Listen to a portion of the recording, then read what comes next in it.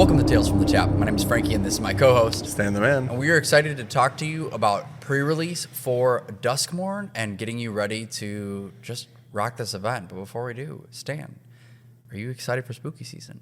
As you can tell, we're a little dressed up, although I'm underdressed because I didn't have any time today to get my outfit.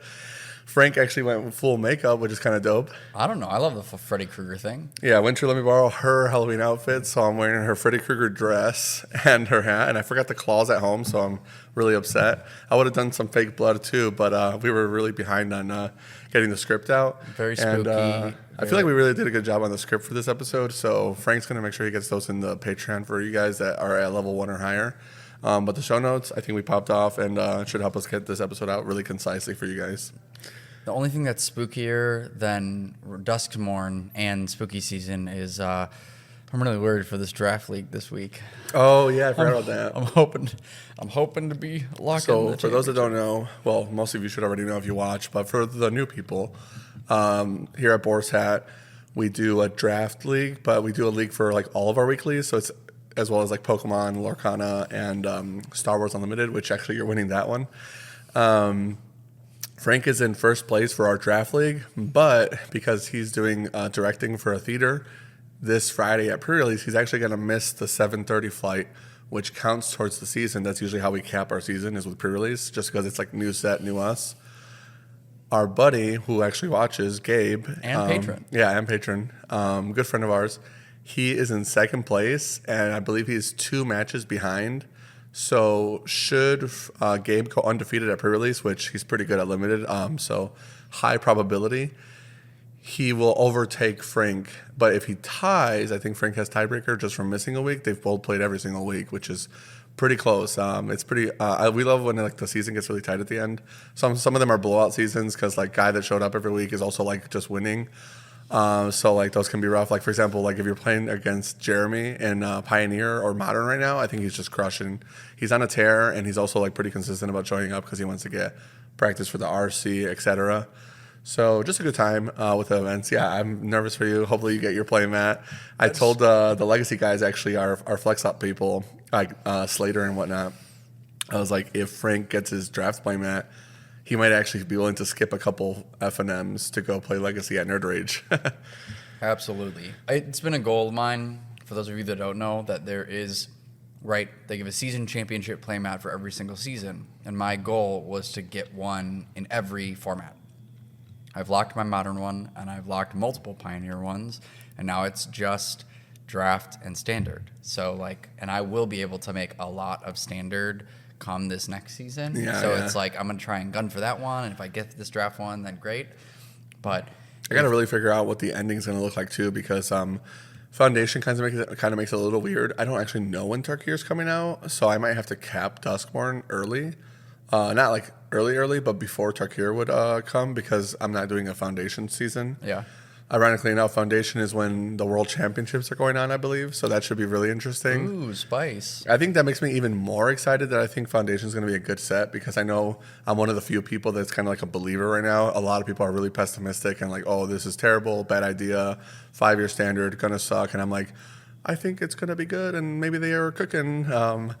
And part of that now with the World Championship, there's no way they're going to have like World Championship Foundation season and then like completely botch it. Like it has to have some good to it, you know what I mean? Sure. They might mess 1 or 2 things up, but I really am hopeful that it will be a good time and a good season, a good format, and also just a good set in general. Some of the spoilers already look pretty good. Yeah. Speaking of the RC, it's about 3 weeks Yeah, 3 from weeks out. RC DC, and we've got a team of 5 of us that are going. Really excited. We got our Airbnb. I got my flights. We're ready to go. But we're kind of getting down to all right, let's look at Duskmourn. Let's see what cards are going to be good in it, and can they find their way into decks? Because I don't think that there's going to be a lot of like real cooking in Pioneer until that ends. The only thing that may change is there's already this Rakdos Slickshot deck that has like gotten really good, and there are a couple cards in this set that can actually maybe make it better. Oh yeah, for sure. Like that new +2/0 spell in red. Oh, right. And if you use the new ley line. Yeah, that, ley line of resonance. Yeah, that like lets you double target. There is a turn 2 kill. Right. If you have the perfect hand. We did say, and it's true, we're not going to talk a lot about constructed today. Yeah, not a lot. But I do want to bring this card up. If you can slide it up for us, Todd, Ley Line of Resonance. He probably already has it up, honestly. If it's in your opening hand, just like any other ley line, you can play it. It's red, so double red pip into. All ley lines are 4 drops so far. Whenever you cast an instant or sorcery spell that targets only a single creature you control, copy that spell. You may choose new targets for the copy. So I think the wording's kind of quirky because the fling that is like on the Rakdos guy, Callous Sellsword, I think that fling is target your creature, target the player. Even with this wording, I believe it still works. The fling still doubles because it's only targeting a single creature that you control in addition to targeting your opponent. So I think it would only not work if you were like flinging 2 targets for some reason. Yeah, I think that the kill was you have Leyline out, you play Heartfire Hero on 1, you play this new card called Turn Inside Out, which target creature gets +3/0 until end of turn. When it dies this turn, manifest Dread, which is also so cool because even if somehow you missed lethal, you end up getting a creature after it dies, after you fling it. But anyway, point being is that it gets the +1/+1 from you targeting it, and then it gets +3/+0, +3/+0. You do then the fling effect. Oh, don't you also have a Valiant trigger? Yeah, that's what I mean. It's a 2/2 from the Valiant trigger. Right. +3/0, +3/0.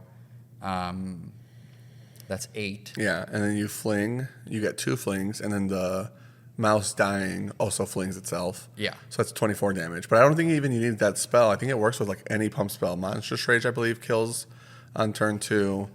You don't get the double monster token though. You only have 1 monster token, but you will get 2 +2 zeros. Yeah, but it's at that point it's like 21 damage instead. So it's like got him. It also works with Cacophony Scamp, I believe. So Cacophony Scamp can attack and then sacrifice itself and do its own in the fling. combat. Right, exactly. So there's multiple ways to make it work. And even if it doesn't like get like the exact turn 2 kill, you have such a high propensity to like, do you have interaction for this? No. 16 damage coming your way. Even just like playing the ley line out and then like doing like the classic plot go turn 3, you're like lights out, you know. And that matters because we're getting Pyroclasm in the format with Duskmourn as well, and so the aggro decks are even more kind of like on high alert. But we talked about how the aggro decks are so strong right now that the mid-range decks, even though they can normally put them down, kind of need some help. So Pyroclasm coming in should be interesting. I mean, overall, looks really fun. The red-black deck's definitely going to abuse it. I'm already a Slick Shot fan, as most of you know. So a lot of these aggro decks look really, really scary. The RC probably will have a lot of the new Rakdos aggro deck. I'm curious to see what iterations kind of fall in line when Duskmourn is actually legal. Right. Because Duskmourn will be legal for the RC, but not Foundations. And then we'll see. I mean, it's going to look interesting for both formats. And then like we talked about, part of why we don't want to talk too much about Standard right now is that, one, it's a lot of effort to look ahead into a format without testing. And Foundations is coming in like a month after Duskmourn, or I want to say like a month and a half. November, if I'm not mistaken. So like Foundations is also going to have a huge impact on the format. So we'll put in some effort for Standard for you guys and more constructive talk in the next episode. But for this one, purely just pre-release talk, get you prepped for your sealed decks, what cards Frank thinks are going to be good, and let's talk about some of these new mechanics because I took a lot of notes and did a little bit of reading. Hopefully I covered everything, but I wanted to make sure I knew how the rules worked ahead of time and make sure to give you guys concise up-to-date rulings and some notes for example of effects that you guys might have questions for at pre-release that would definitely come up. The only thing I will say with Duskmourn for Constructed is I'm really excited that I feel like Duskmourn will maybe finally give us graveyard stuff, like maybe Reanimator stuff, because they already dabbled with it, like with Reenact the Crime and stuff like that. Reanimator in like what context, like for Standard? Yes. Oh, yes. for sure. I don't feel like there's a lot of like graveyard cheating anything. Even if graveyard cheating isn't a thing, like Delirium and Standard, it sounds awesome. That's what I'm hopeful for with Duskmourn for Standard. Don't have any other thoughts than that, but just hoping like that's gonna come. I totally agree, actually, because I have some of that in the later notes for the episode where I'm like, Delirium, poggers. Poggers. But Frank's totally right. There's definitely not as much graveyard stuff going on after rotation. Obviously, Analyst kind of like deleted itself, but also like even like Dimir Reanimator was like a big deck, and that's not as popular. Orzhov's like kind of like a Reanimator thing. And for what it's worth, we're going to get into it later. Orzhov is a Reanimator plan in Duskmourn. Delirium is also a huge deal for that. So having Descend and Delirium and Reanimator strategies all in the same format, definitely agree with Frank. Should be a lot of fun. Should be some fun stuff to cook with. And even if it's like not tier 1 stuff, could be something that you might enjoy bringing to like FNM. I know for a lot of people, I mean, we're kind of blessed. We have a lot of players, but I know I used to go to some stores where like you'd get like 6 guys, and like if half the room is like rookies, you don't want to just like show up with Golgari mid range and just like stomp them every week. They're never going to come back, you know. So for those kind of events, I used to enjoy. If I knew that the room was soft, I would bring like a homebrew or like something more fun, like a tier 2, tier 3 deck, and be like, well, let me see if I can make Akhlazot's bats work. You know what I mean? Something like that, like or Zoraline bats. Where it's like not quite a tier 1 deck, but not completely unplayable, boring, you know, so that you might be able to show somebody an archetype they might enjoy. Definitely not boring. It's Amalia in Standard, which is so silly to me for that Zoraline Bats deck. Yeah, and something that would be like a really cool EDH transition. I used to love doing that, where you'd take a standard deck and like Frankenstein it with a couple other standard decks and like, boom, commander deck. that I have to remember that for later, so we can do content around that. Sure. I would love to make a commander deck around my first standard deck. Oh my gosh, I'm so pumped now. Anyway, last thing I'll say before we get into housekeeping is with all of that happening with like red black that we talked about, I really want to. I'm thinking of pivoting, and for you guys to know, I'm thinking of pivoting, and I'm not certain, but 90-ish% positive I'm going to lock in blue-white control for the event because of all this like aggro stuff that's happening within Pioneer. Yeah, and for what it's worth, we were already thinking about it for a while. A lot of us have been playtesting in Discord, so if you're not in the Discord, shout outs to the housekeeping section. Join the Discord, get in there with us, let's start grinding, let's start getting better. I did tell Frank, I was like, to me, Blue-White and Phoenix look like really, really far ahead in the format, just from like first thoughts. This was like me a month ago. And seeing where we're at now, I definitely agree. One of the decks Frank's been practicing a lot because he likes it is Niftalite. And I was like, Niftalite right now for me feels like not as good as what Blue-White is doing. And they do a lot of the same things technically. Obviously, Niv has like the crazy like, oh, I'm going to bring to light for like my toolbox. I still get to play Yorion efficiently. Where Blue-White control is just like generic, no agency. Can I live as long as possible? And then eventually plus a Teferi and start ultimating it.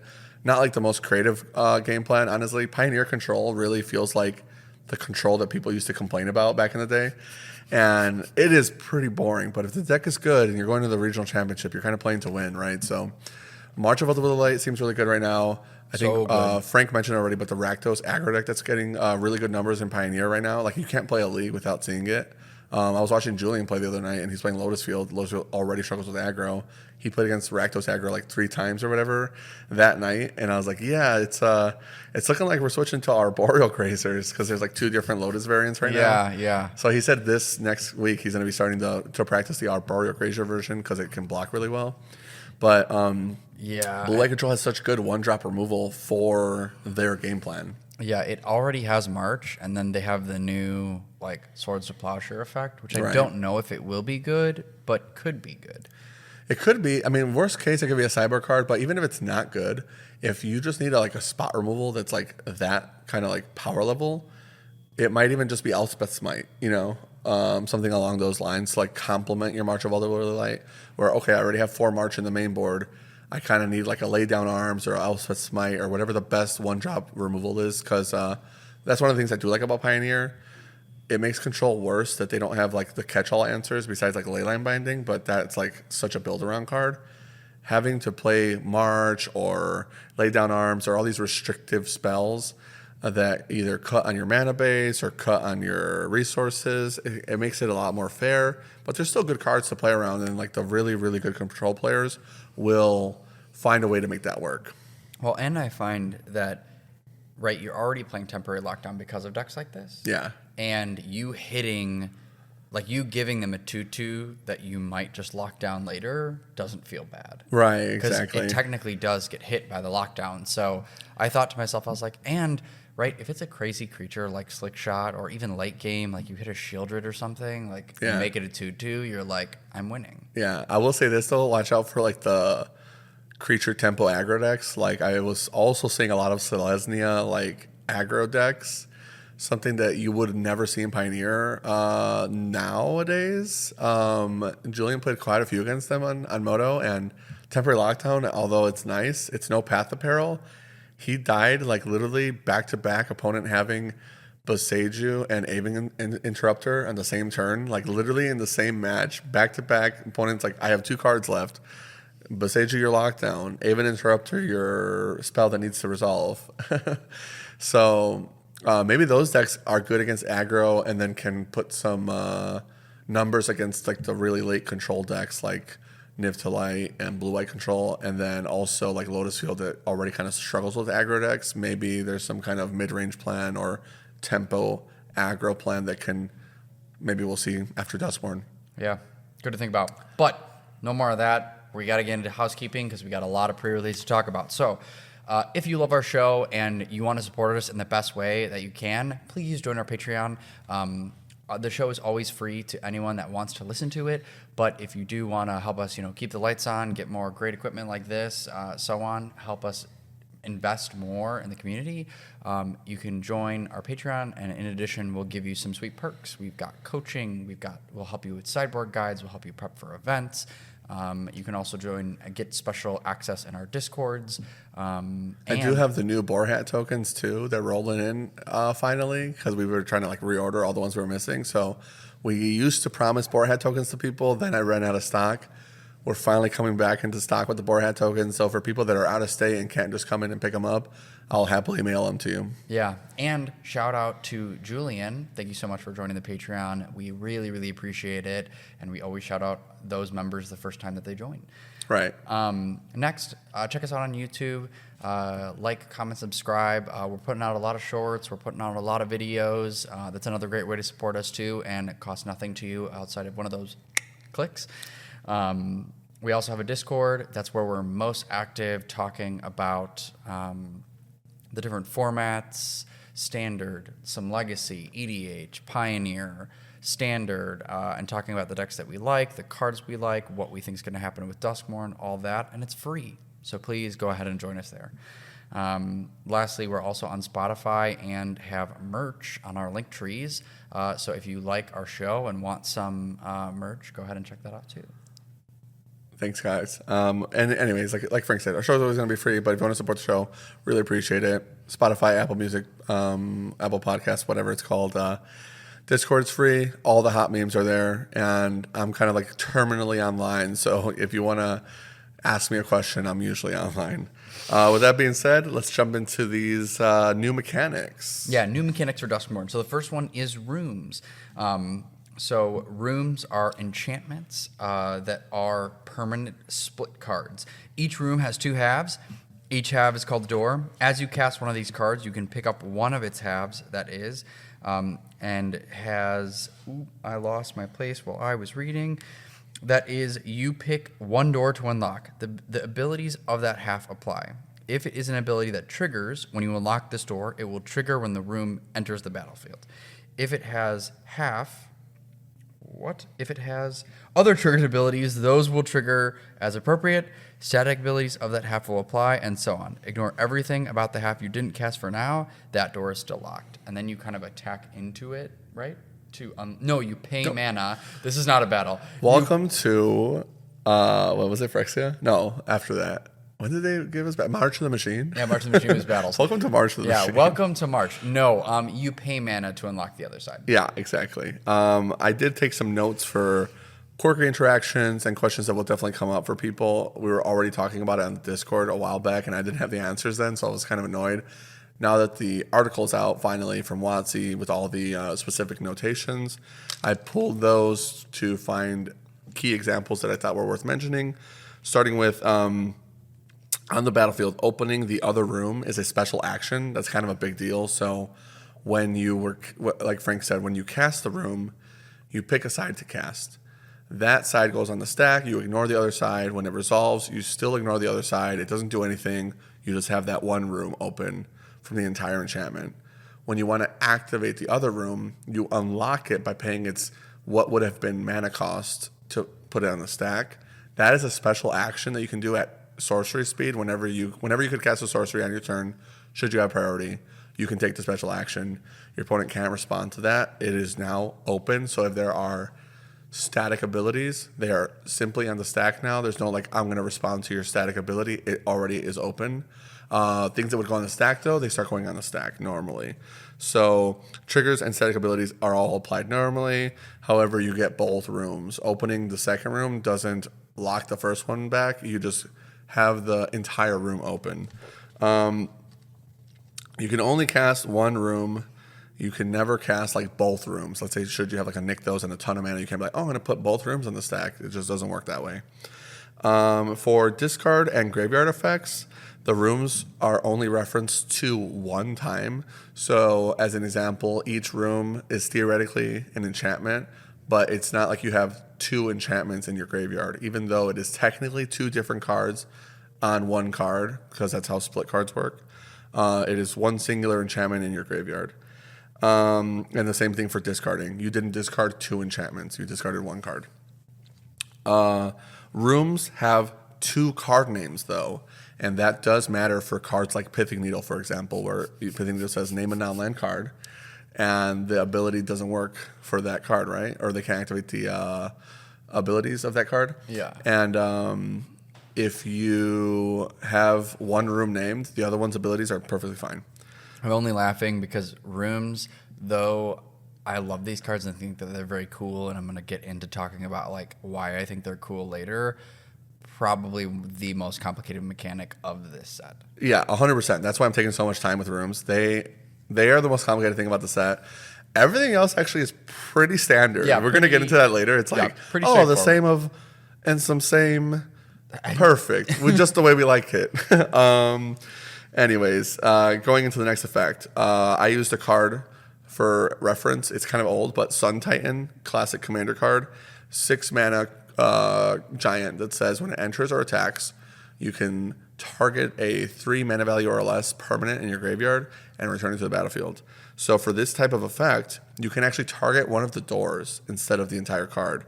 So my card example is Bottomless Pool / Locker Room is one of the new blue rooms. Bottomless Pool is a 1-drop, and Locker Room is a 5-drop, I believe. So you can actually target the Bottomless Pool with Sun Titan to reanimate the card. While not on the stack or battlefield, they have combined characteristics, however. So the same card, Bottomless Pool, let's say you have a card that says search your deck for a 4 mana value or less card. You can't actually search for this card because it's 6 combined mana value, just like the rule change for Cascade in the past with the former split cards that we used to abuse. We should have done this at the end of the episode. I'm already getting broken. Copies of rooms are really cool. So on the stack, should you have a card that says copy a spell, you can actually copy the room that you cast, and it comes in as both rooms, but it remembers the choice you made. So when the copy comes in, you get the room that you picked initially. You can't like copy the spell and be like, oh, I want to open the more expensive room. No kind of cheese like that. However, you still did get a copy of a room, and that means you get to unlock the other door should you want to later. Entering outside of the stack gets both rooms. So let's say you do a what's a good effect? Like a Great Aurora, one of those commander cards. It's like, I'm going to shuffle all my permanents and then flip cards off of my deck, and they're all going to enter the battlefield. That would give you both rooms simultaneously, and that also means the enchantment enters fully unlocked, which would trigger all respective abilities of that nature. Same thing with Replenish. If you replenish, which is reanimate all your enchantments, the enchantments all enter the rooms, both sides open simultaneously. If neither door is unlocked for whatever reason, I couldn't find an example for this. If neither door is unlocked, the enchantment is just a room enchantment, no abilities, as if like you just had like just the card is there. Could still count towards like how many enchantments you have in play though for like a Sanctum Weaver. Panharmonicon, another example card I had to pull up. That card is another commander staple. Doubles your enter the battlefield effects. All your triggers would trigger twice. Doors entering the battlefield because you cast them, and then that triggers an ETB effectively. Isn't actually an enter the battlefield. It is a door opening effect. Even though it is caused by the door entering, it does not double. For abilities that unlock a room's door, you cannot unlock a room twice. I didn't find an example card, but there are some cards that say you may unlock one of the doors of a room you control. So you can't just go, I'm going to open this room again to like trigger it again. It's already opened. However, if you require a target for one of these types of abilities, you can target a room that you own that has both doors open. It still triggers as you opened a room or whatever, but there's nothing that comes from the resolution of that room opening. That would matter for abilities that go on the stack whenever you open a room. It would still trigger that effect, but you're not getting like the room itself opening effect. You'd get like this other card's effect. Fully unlocking a room when a door is open and the other is already open. Oh, yeah, sorry. To fully unlock a room, you open one of the doors while the other door is already open. Because it is, like we said, a special action. It just happens. That's how you meet that prerequisite, and then it triggers immediately. If the card enters from replenish, like we said earlier, they open simultaneously, and you automatically fully open the room. Those are all the really quirky room mechanics that I found, and if it helps you or helps you answer a judge question in the future, let us know. Otherwise, if you want to reference these again later, like we said, Frank's going to put the show notes on the Patreon for those that are level 1 or higher and support us. You get to see all our show notes, and those are just going to end up there. If we ever don't post show notes, it's because we felt like they were just not up to par, and we just removed them. But we put a lot of work into these. And if any of this is wrong, flame us in the comments. Yeah, for sure. If I got something wrong, definitely let me know, especially if it's a YouTube short. All right, into the next mechanic, Manifest Dread. So Manifest Dread incorporates the existing keyword action manifest into a brand new way to confound and confuse your opponents. Here's how it works. When you're instructed to Manifest Dread, look at the top 2 cards of your library, manifest one of them, and put the other into your graveyard. Manifesting means that you put that card onto the battlefield face down. It's a colorless 2/2 creature with no name, no creature types, no abilities, and no mana cost, and thus the mana value is 0. Yep. I mean, pretty standard 2/2 face down card stuff, shenanigans.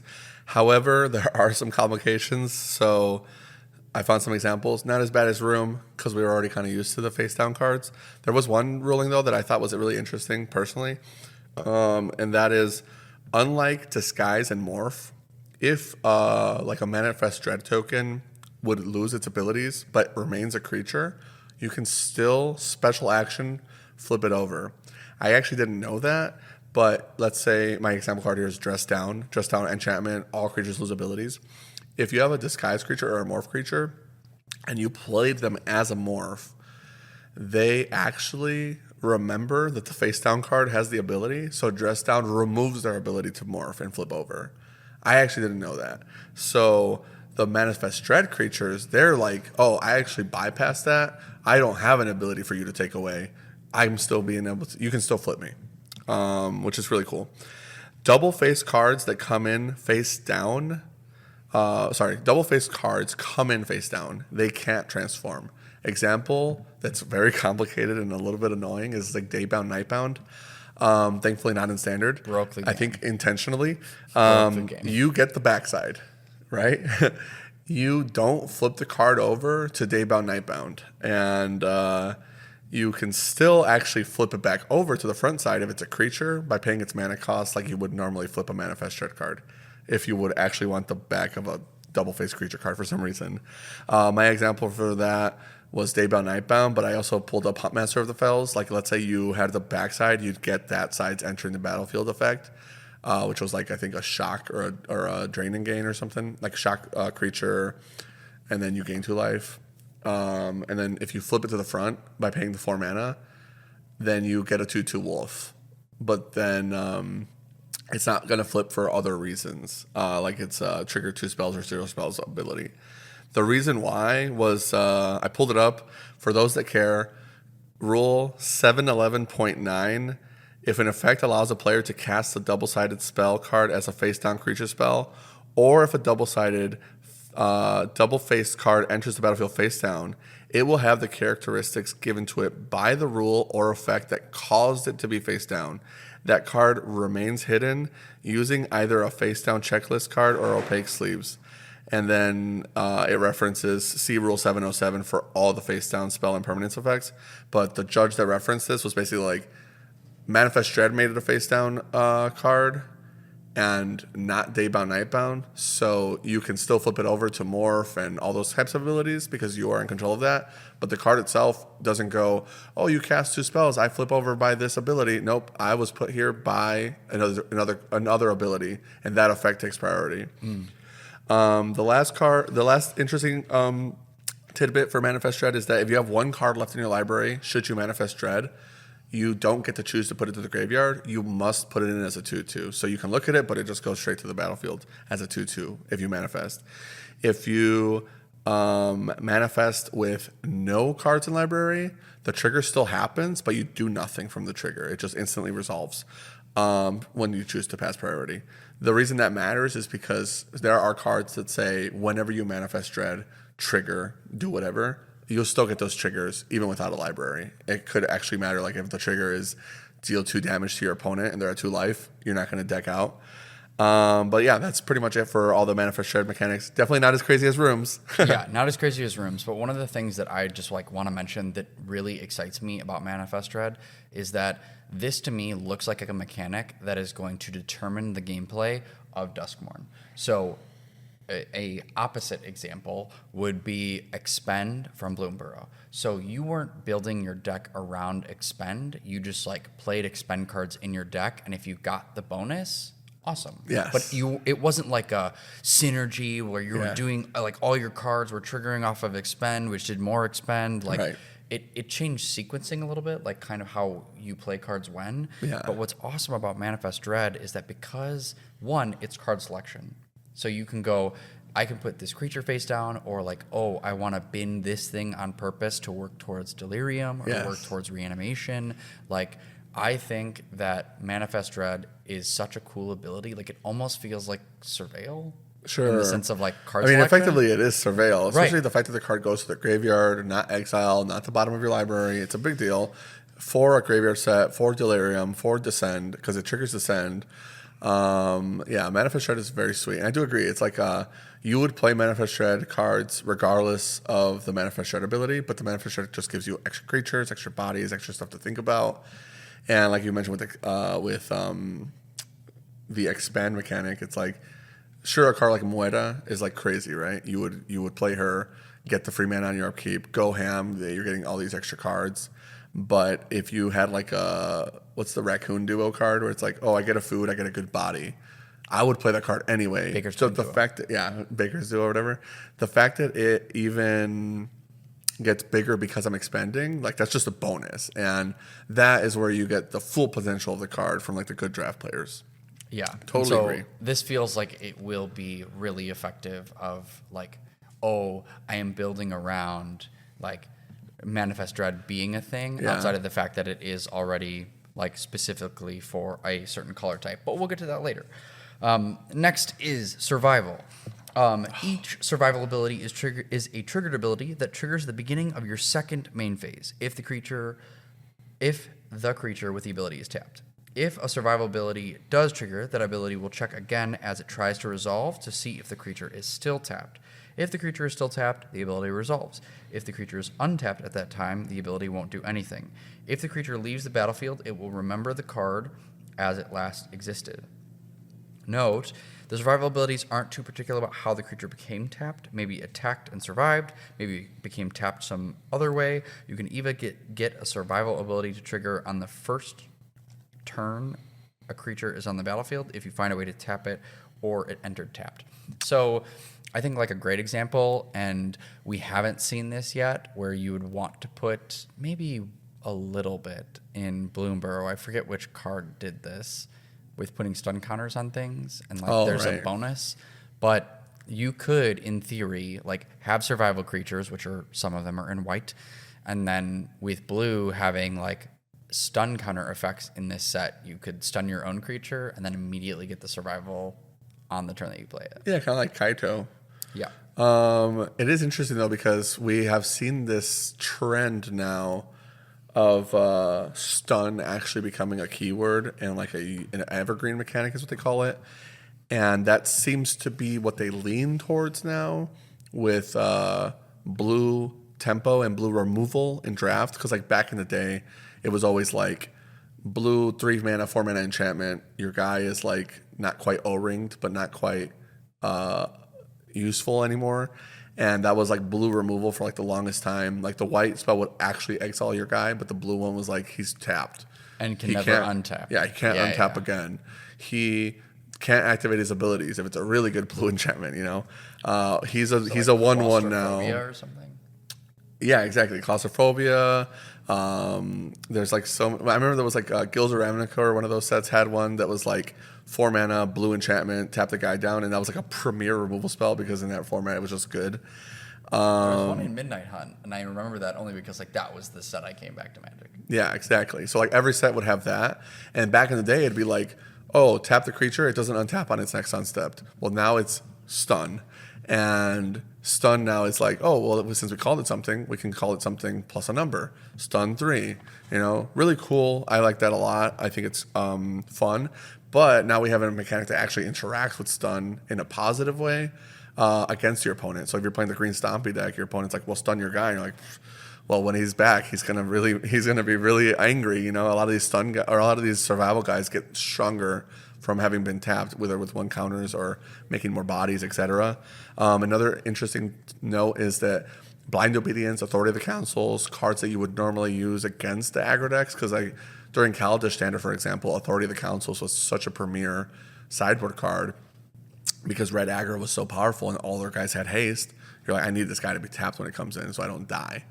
Now with the survival guys, not only are they like typically green and white, they don't care if they come in tapped now because they're instantly getting their ability, and a lot of those guys didn't have haste anyway. So like that's like a really interesting tidbit that they can like interact positively there, and now your ability to tap your opponent's creatures like with Athalia and the Gitrog or something like that isn't quite as powerful.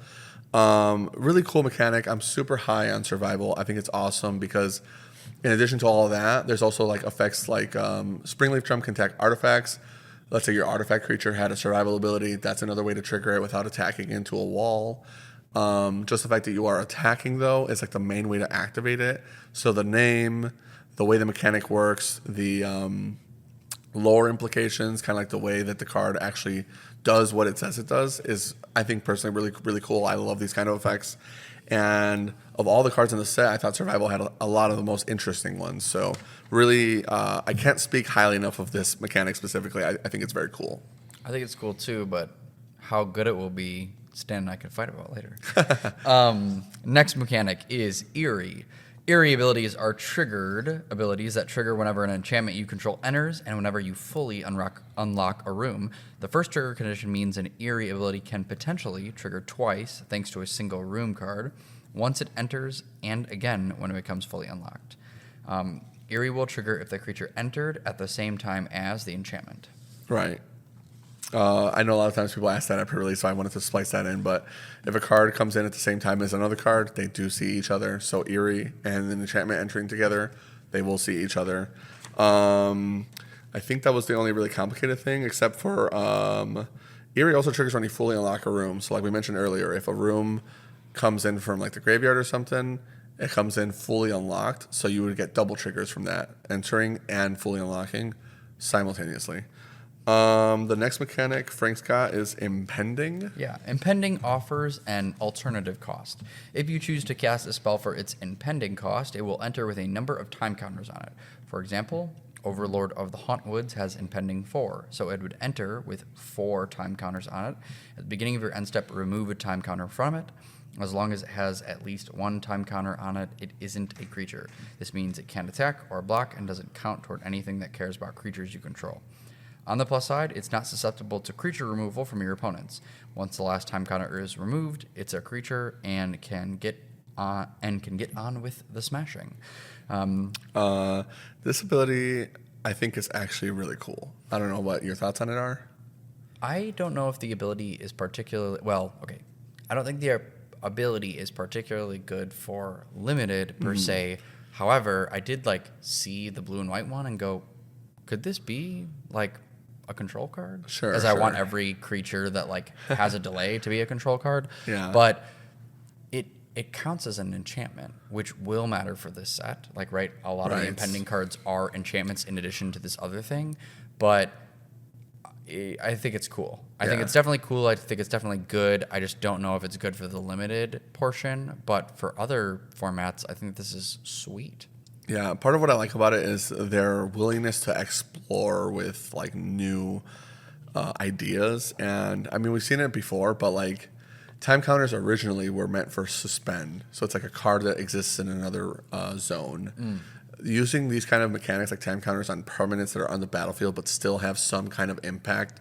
However, this one little token removes this line of text, so now it interacts completely differently.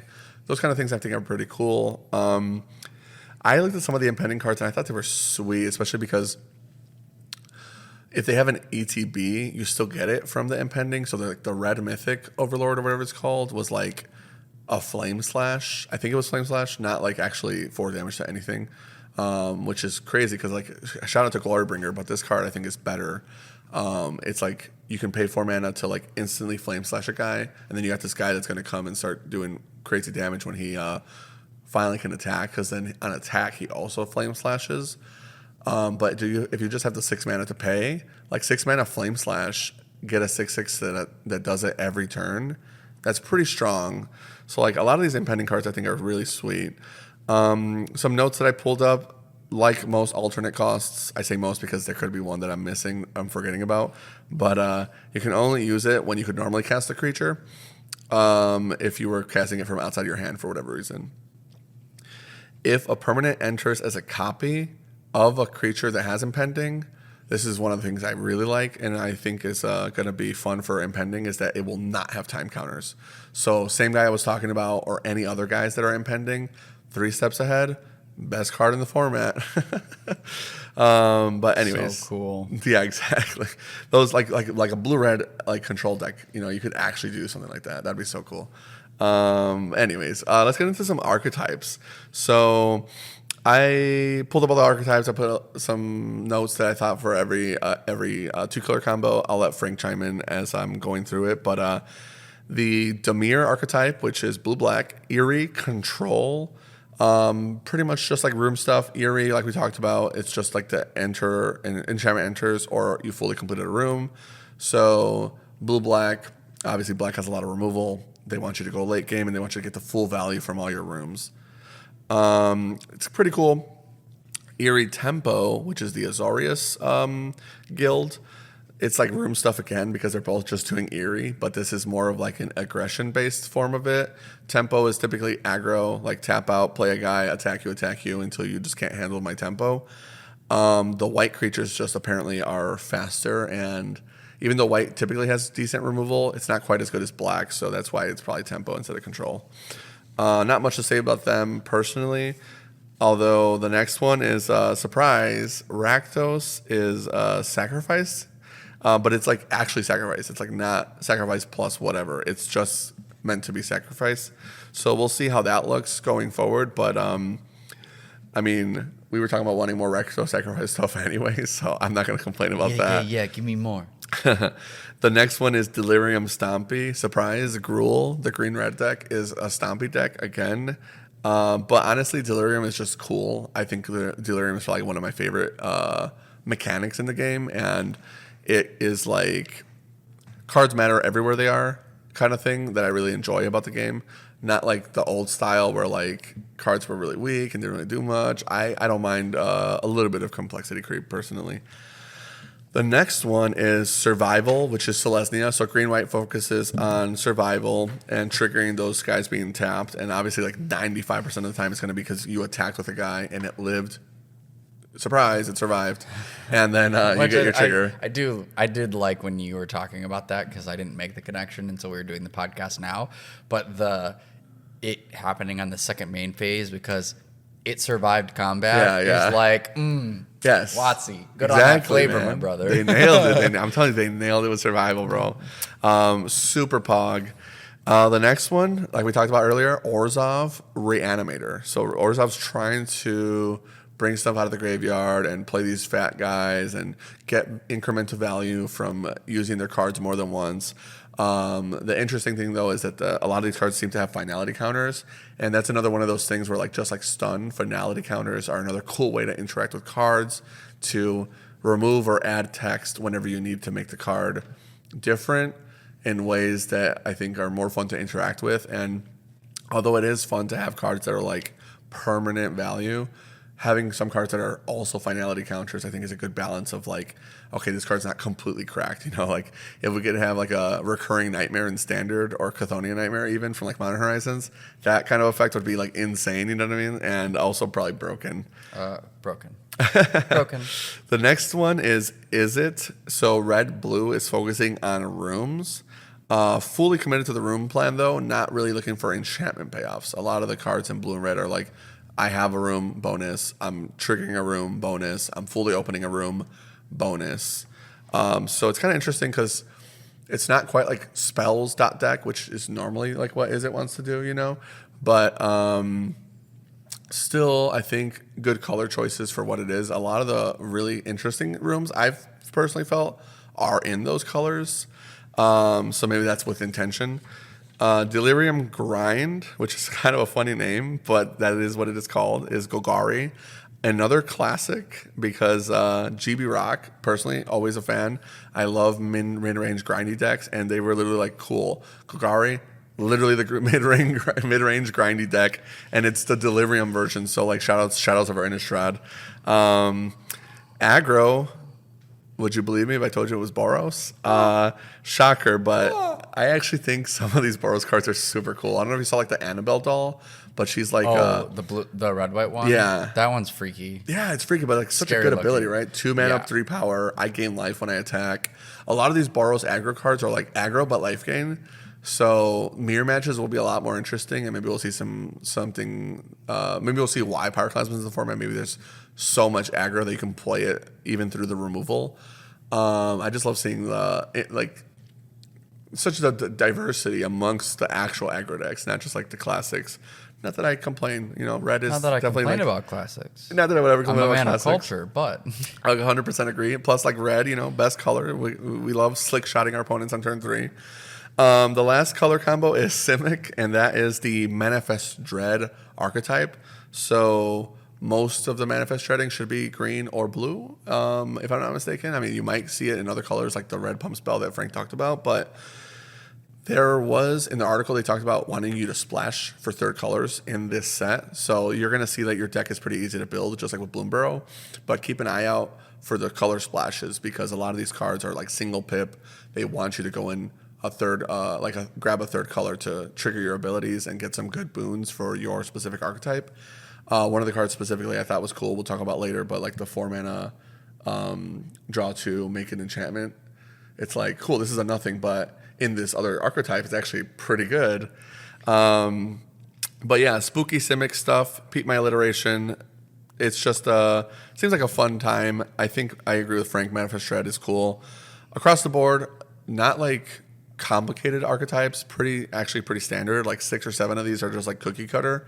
But when we get into the cards, I think you'll see that they're actually pretty cool, and a lot of these mechanics are interesting to say the least. Yeah, I think that this is going to be kind of the first time in a while that we have a set where archetypes and where playing limited we can just go really deep in the format. Like, there's going to be a lot of stuff to do. Yes. There's like, you're going to be like, oh, wow, this card's actually better than I thought. And I can play these colors.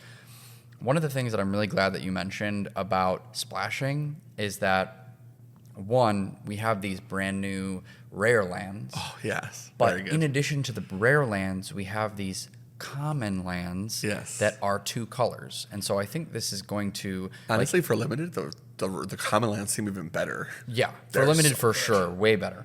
But what I love is that, right, with these archetypes, I don't know what's actually going to be really good, because to me this feels like it's going to be a high synergy set. Like, yes, of course you still get bombs and then they're going to matter, but if you play against someone where like their deck is working very succinctly, it has a plan, and it's just like grinding and doing tons of things and there's tons of triggers, like, you may lose to that even if you have bombs. And so I think that with there being 3 colors with there being synergy across multiple colors and the fixing is good for it, I think that we're in for, we're going to be enjoying this set for a really long time. Too bad it's going to be short, but man, it is looks going to be good. short, but I could see a lot of places doing like mixed, like Foundation draft, Duskmourn draft.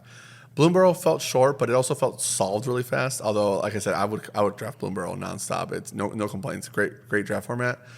Duskmourn seems to be following the same trend. And like we talked about, like the last couple of years, the draft sets have just been so phenomenal. Like, high synergy set, surprise, another one, you know? With that being said, we're going to get into Frank's best commons and uncommons, starting with white. I'll pull up the first common.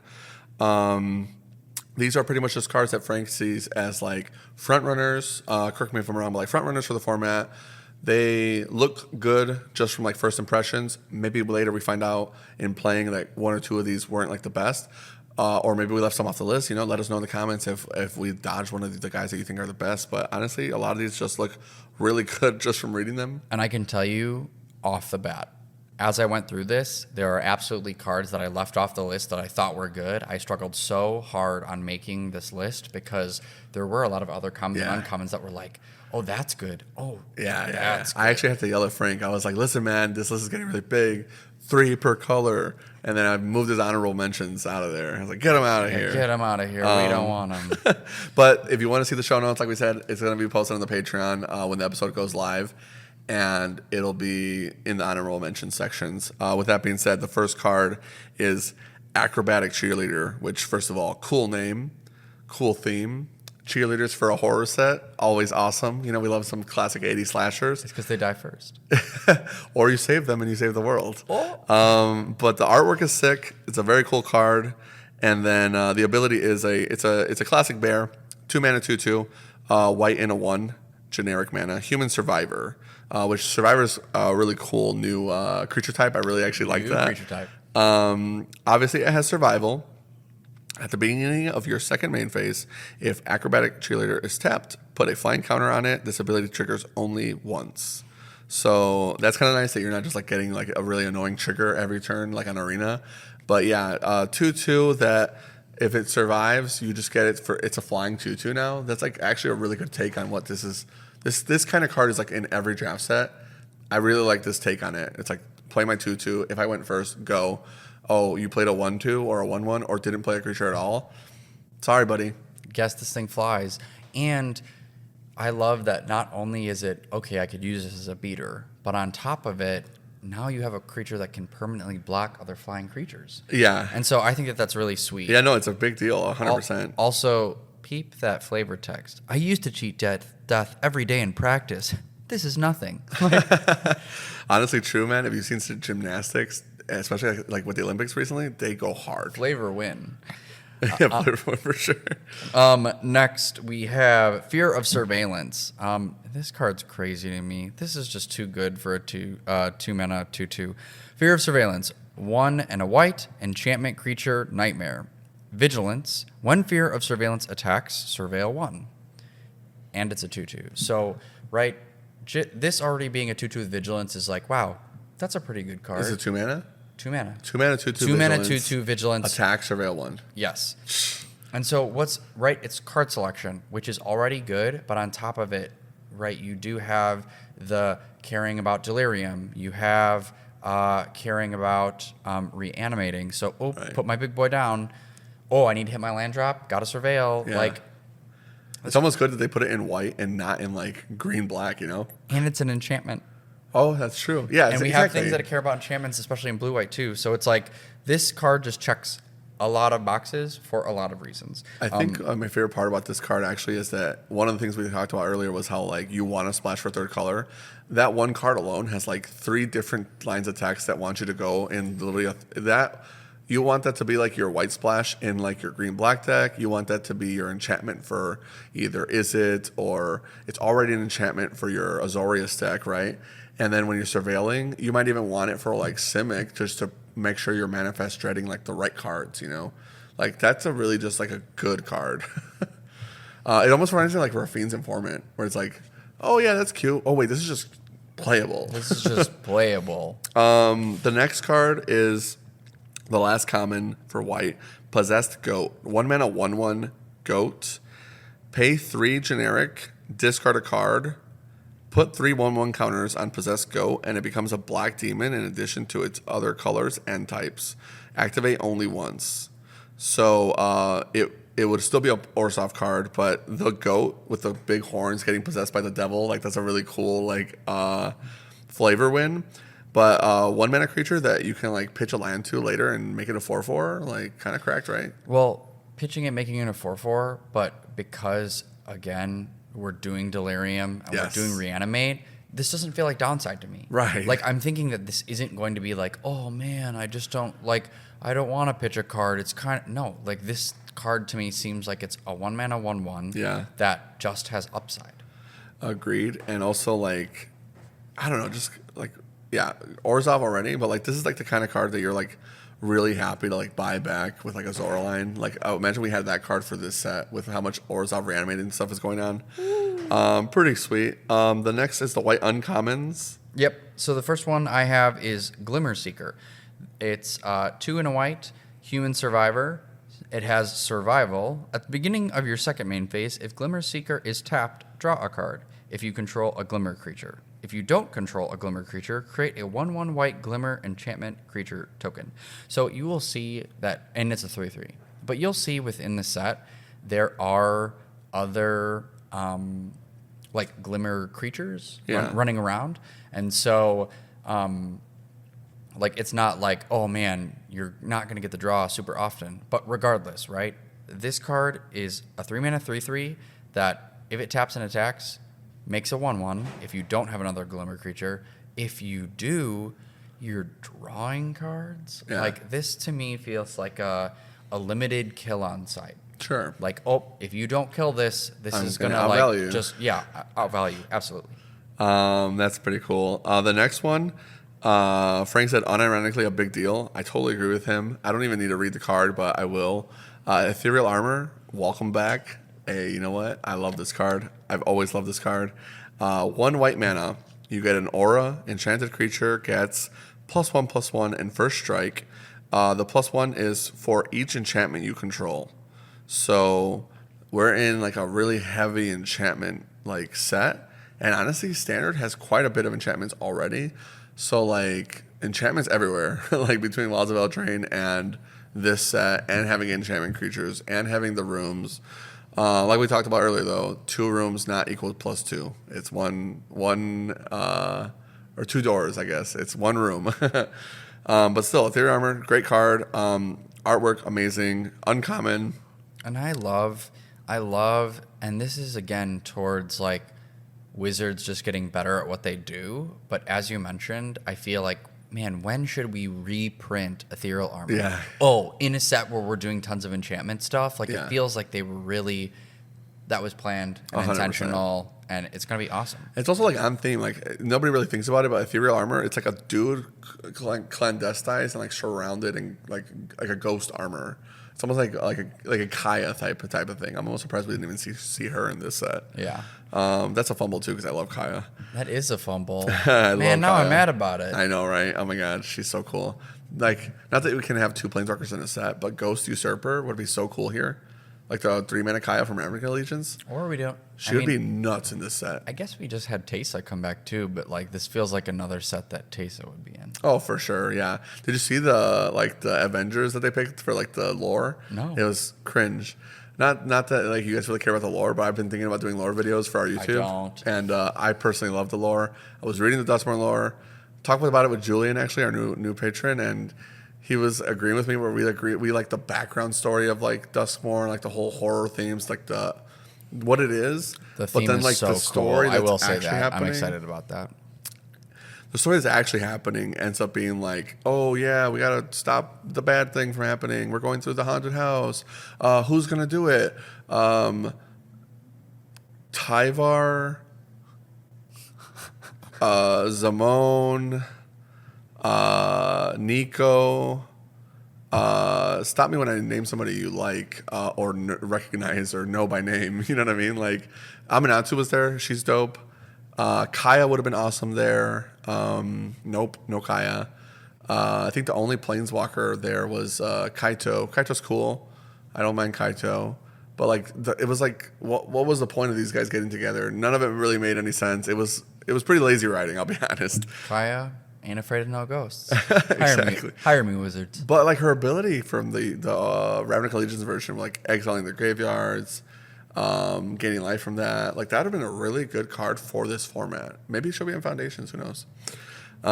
Anyways, next card. Do you have it, or should I pull it up for you? I got it. It's Sheltered by Ghosts. Speaking of ghosts, 1 and a white, enchantment aura. Enchant creature you control. When Sheltered by Ghosts enters, exile target non-land permanent and opponent controls until Sheltered by Ghosts leaves the battlefield. Enchanted creature gets +1/0 and has lifelink and ward 2. This is O-Ring on one of your creatures. This is O-Ring on one of your creatures, like on an enchantment that goes on your creature. It then gives something +1/0 and has lifelink and has ward 2. Yeah. What isn't this card do? And it's an enchantment. What isn't this card doing? So like you O-Ring, but the equipment goes to your guy. Yes. Yeah. The only thing I'm scared about is the blowout where they like kill your guy, but the fact that you get ward 2 helps against that. So you're hedging. Yeah, that card's really good. Yeah. It's like, if you don't have like the kill in response to casting this card, you're getting blown up. Right, yeah. That card will blow you out unless your opponent plays around it properly, kills the guy when they are able to, or maybe you get punished because you miss sequence and you attack when you shouldn't, and then they get profitable blocks. Yeah, this card's going to be like, I definitely agree. It's like a shining light for like the players that are good and the players that maybe should leave that one off the roster. Yeah. The next card, getting into the black commons, Appendage Amalgam, black and 2 generic for a total of 3 mana. It's a 3/2 horror enchantment creature. It has flash, and when it attacks, surveil 1. First of all, flash 3 power creature is a big deal. I mean, like a big deal. Really good combat trick. The ambush viper plan is usually okay. Also, like flash 3 power, like your opponent plays improperly or attacks when they shouldn't, and then you surprise them with lethal damage on the crackback. I agree. Super good card. And on top of that, in its colors, we talked about Delirium already. Surveil, it's just going to be like... Surveil gets so much better in Limited, but the fact that you get graveyard bonuses, you're not just getting like the quirk of fixing your draw step, which is really impactful in draft because we've all experienced like, 6 lands in a row, must be nice. You know what I mean? Like... Surveil fixes that, obviously. The fact that you're profiting off your graveyard, yeah, this card is cracked. Yeah. Very good. The next one, a classic, coming back. We've seen similar effects. Final Vengeance. 1 black, sorcery. As an additional cost to this spell, sacrifice a creature or an enchantment. Exile target creature.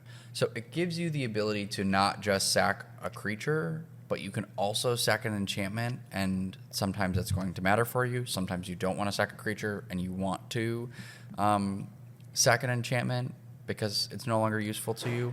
But on top of that, in a set where they're trying to reanimate big bads, exiling really matters.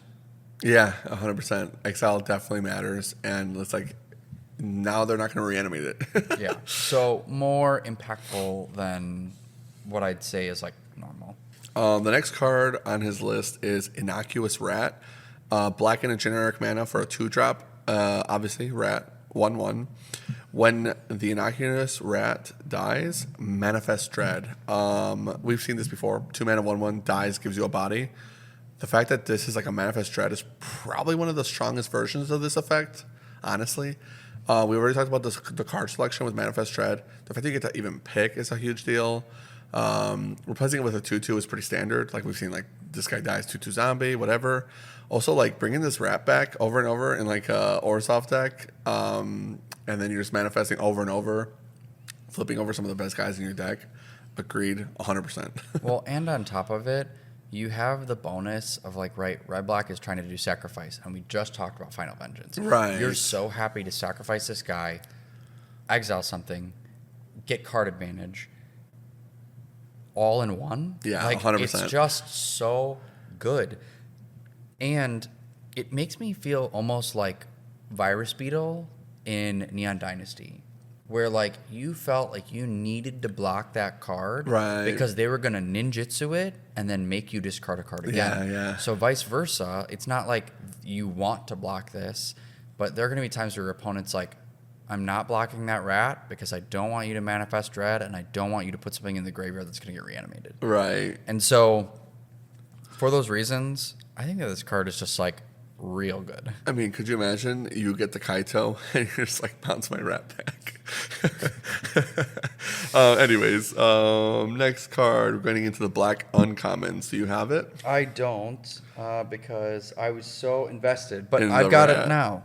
The first one is Valvagoth's Faithful. 1 black mana, 1/1 human cleric. 4 and a black, sacrifice Valgavoth's Faithful. Return target creature from your graveyard to the battlefield. Activate only as a sorcery.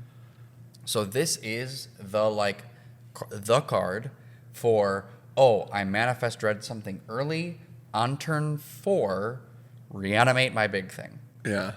And it's not even, I mean, it is at sorcery speed, but you're still getting back a huge, like, imagine, right, you get one of those crazy 9/9 whatever rare black dudes into the bin early. Actually, Valgavoth or Vargoth. Yeah, like you get Valgavoth, and it's yeah. like, oh, okay, well, the game's over now. Yeah. So yeah, I think that this card already 1 mana 1/1 can get in a hit a few times, and then if it does the reanimating thing, you kind of feel like, just blown out. Card's good. Can I just say that I don't know how you left this one off your list. I am. If you look like cynical loner, DM me. I'm just kidding, but anyways. Actually, I swear to you, I almost put that card on the list. It is a good card, It's yeah. so but good. I saw It's the such a good artwork and I card. was like, "Who was that?" The next card on Man, it Frank's list. makes me think that you're like you were that guy that watched Teen Titans as a kid, and you were like, Raven. Yeah, absolutely. Yes. You're like, I will be Beast Boy. Yeah, I love seeing those posts on Facebook where they're like Shigo from Kim Possible, Raven, like Blackfire. Yep. And it's like, why do I like these kind of women? Oh yeah. Anyways, the next card, Miasma Demon, 6-drop, 2 black, 4 generic, demon, 5/4 with flying. When Miasma Demon enters, you may discard any number of cards. When you do, up to that many target creatures get -2 until end of turn. Holy moly. Yeah, so my thought was you get this as a reanimate target. Yeah. You bring it back, pitch your hand, and go, I've wiped your board. Right. Oh. You can't target the same guy more than once, but still, like, -2 is pretty big. It almost always assures profitable attacks. And it's a 5/4 with flying. You know what I mean? Like, after you wipe their board, how are they attacking back into you? Well, and on top of it, if you do, like, have other big cards in your hand that you can't cast, you're just setting yourself up again for another reanimate turn. Yeah, this is pretty good. I like that a lot. Next card, you have it? Live or Die. 3, double black, instant, choose 1. Return target creature from your graveyard to the battlefield. destroy target creature. So reanimated instant speed for 5 is already good. But again, what Magic has been doing has been taking a lot of cards that in limited that previously felt bad. Like, right, if you have a reanimate card and no real targets to reanimate, the card feels awful. You're like, this is terrible in my deck. But you put destroy target creature on it as well, it's like, oh, now it has other uses outside of just the reanimate thing. And so it's, again, wow, not dead cards in limited 2024. Love that. Do you want to search for the next green common while I mention that? First of all, that card, Live or Die, love the name. And the artwork is hot. Yeah, the artwork in the whole set is insane. But there's another black card called like Let's Play a Game. I don't know if for those other Saw fans that are watching, but I'm a huge Saw freak. I love how convoluted those movies got. It's like one of my favorite horror franchises. It probably is actually my favorite horror franchise. It's like the fact that they have so many like Easter egg references to all these horror franchises, and like they put a lot of respect to Saw. I was really happy with personally. Okay, well, because you mentioned that, I have to mention it before I get to my card. Luckily, they're right next to each other. To me, this feels like a Beetlejuice reference. Oh yeah, we put the sleeves there too for you guys. Say its name. 1 and a green. Sorcery. Mill 3 cards. Then you may return a creature or land card from your graveyard to your hand. Exile this card and 2 other cards named, say its name, from the graveyard, which is 3. Search your graveyard, hand, and or library for a card named Altanach, the thrice called, and put it onto the battlefield.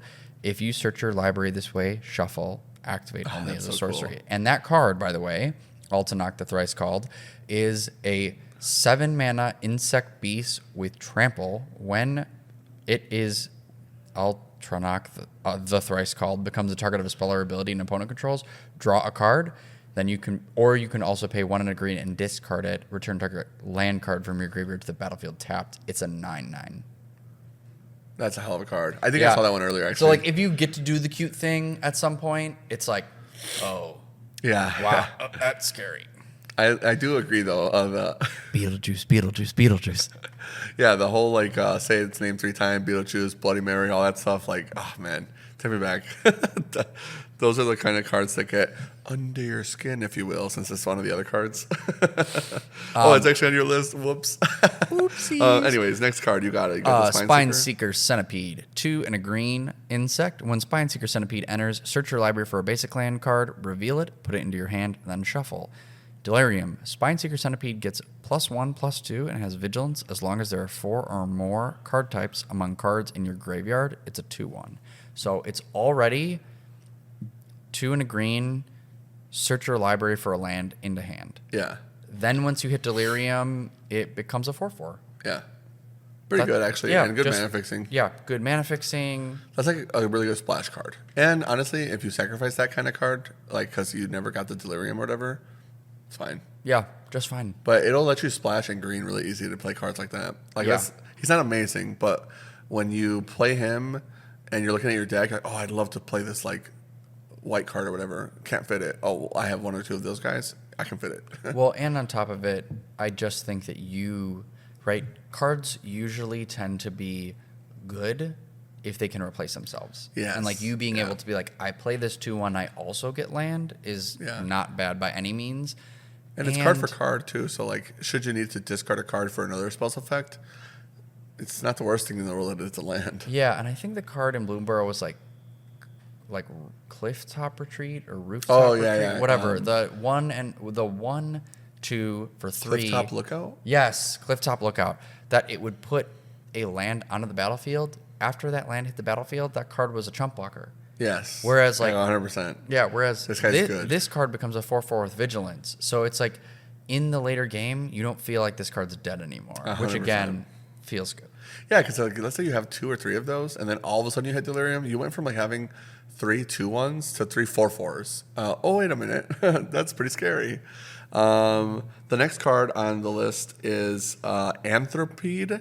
4 mana, 1 green pip, 3 generic for a 3/4 insect with reach. When Anthropede enters, you may discard a card or pay 2. When you do, destroy target room. Ooh, okay. Right. I mean, rooms really matter in this format. Well, they really matter, and again, discarding a card feels like upside in this format. Yeah, 100%. So you're like, I'm cool. Pitch my big guy that I'm gonna reanimate, destroy your room. Right. Yeah, I definitely like the design there because, like you said, you discard a card early, you feel good. Late game, you top deck it, and you're just like getting blown out by like whatever room. You're like, okay, cool, destroy it. 6 mana, destroy a thing, and get a 3/4 with reach is not terrible.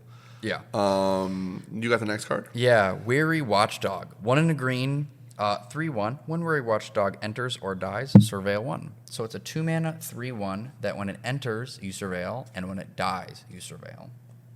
Just feels like every green deck kind of wants Enter, it. surveil, die, surveil, 1/1? 3/1. 3/1. For how much? 2. I see. I see. Yeah, great attacker, by the way. Like, Yeah. great, phenomenal attacker, but like also like you said, sack fodder. Because eventually the 3/1 gets bodied or walled by like a survival deck. Easy. The next card on the list is Insidious Fungus. 1 green mana for a 1/2 fungus, and it has a modal ability. You can sacrifice the fungus to pick one of the 3 following abilities if you pay 2 mana. Destroy target artifact, destroy target enchantment, draw a card, then you may put a land card from your hand onto the battlefield tapped. This card type we see a lot in these limited formats where it's like green guy, I hit an enchantment, I hit an artifact, I do another thing. You know what I mean? And like honestly, for what it's worth, this one is kind of cracked. Like Rampant Growth draw card, I'll take it. Like no problem. Yeah. Next, Under Your Skin, 2 in a green sorcery, Manifest Dread. You may return a permanent card from your graveyard to your hand.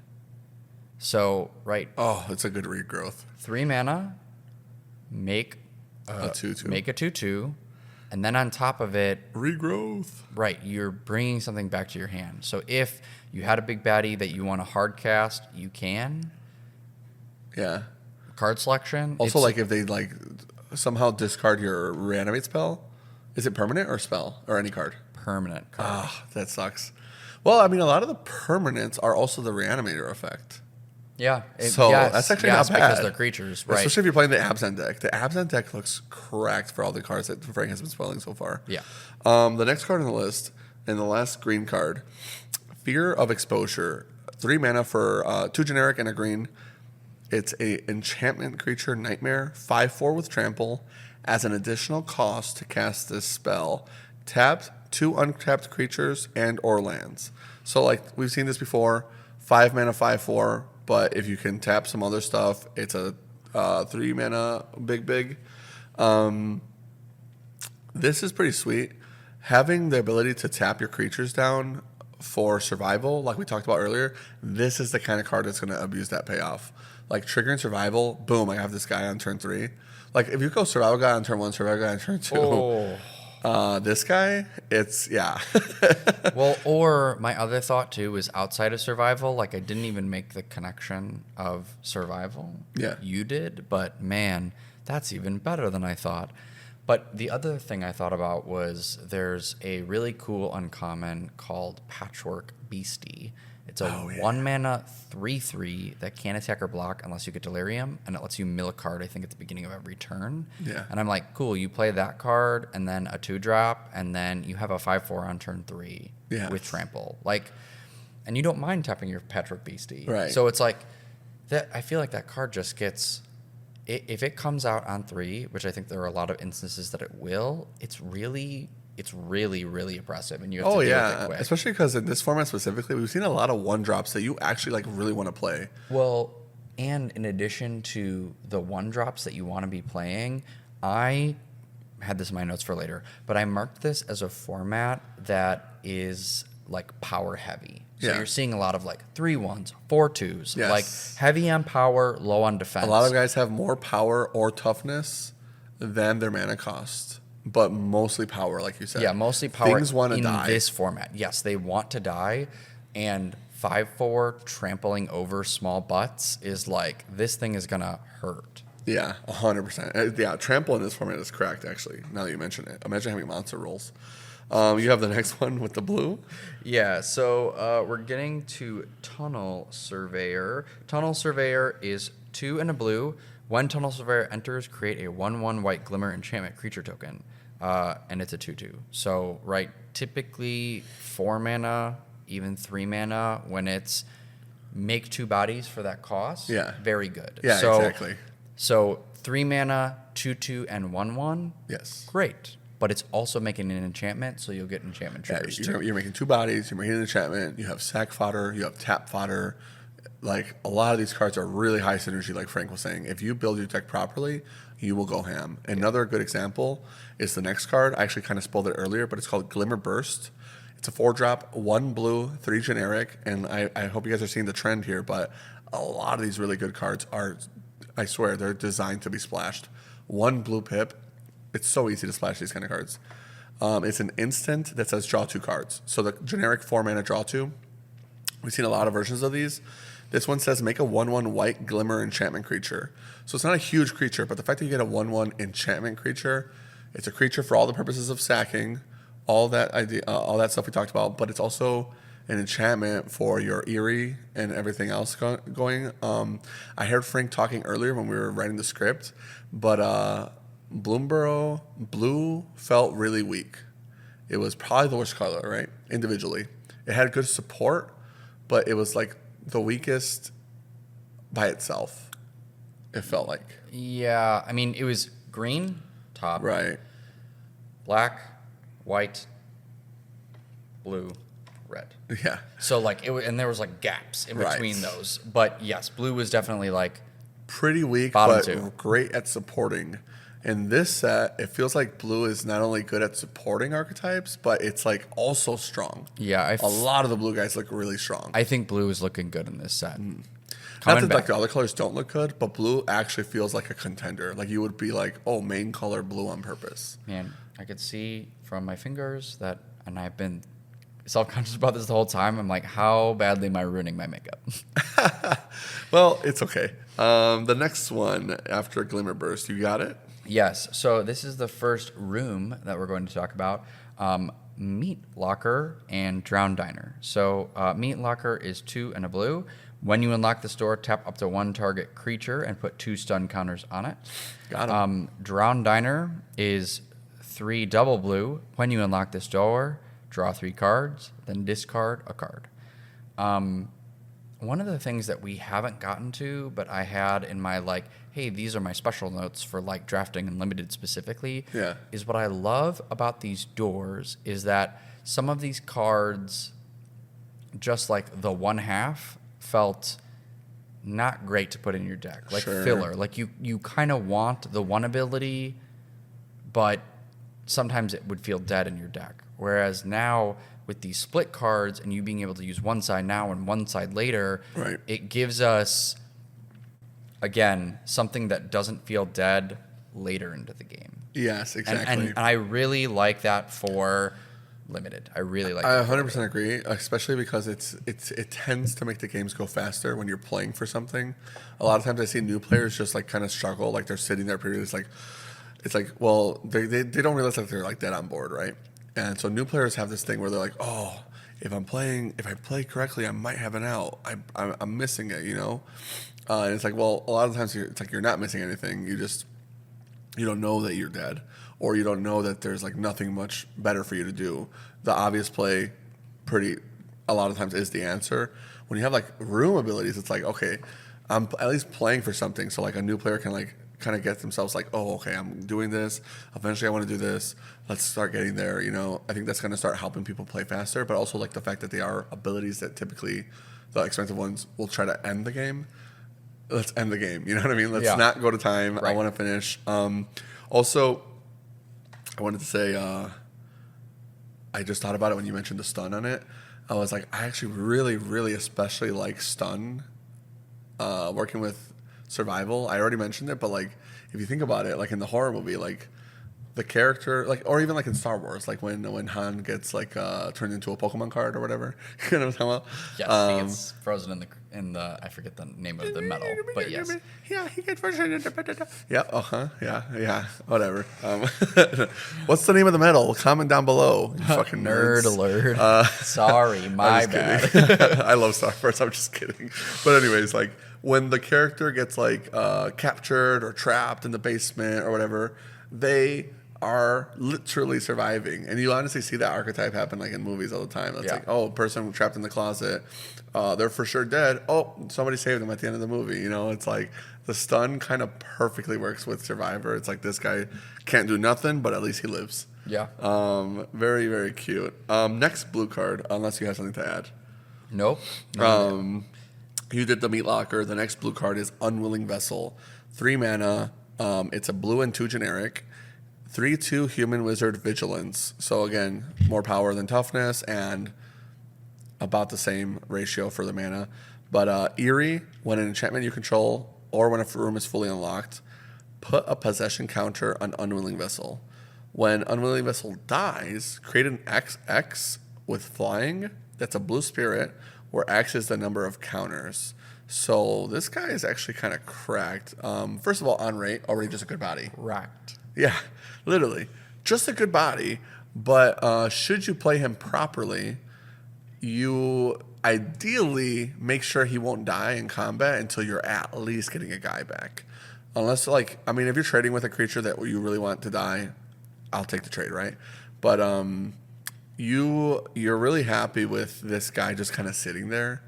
And should they stun him, you're, like, totally fine with that, you know?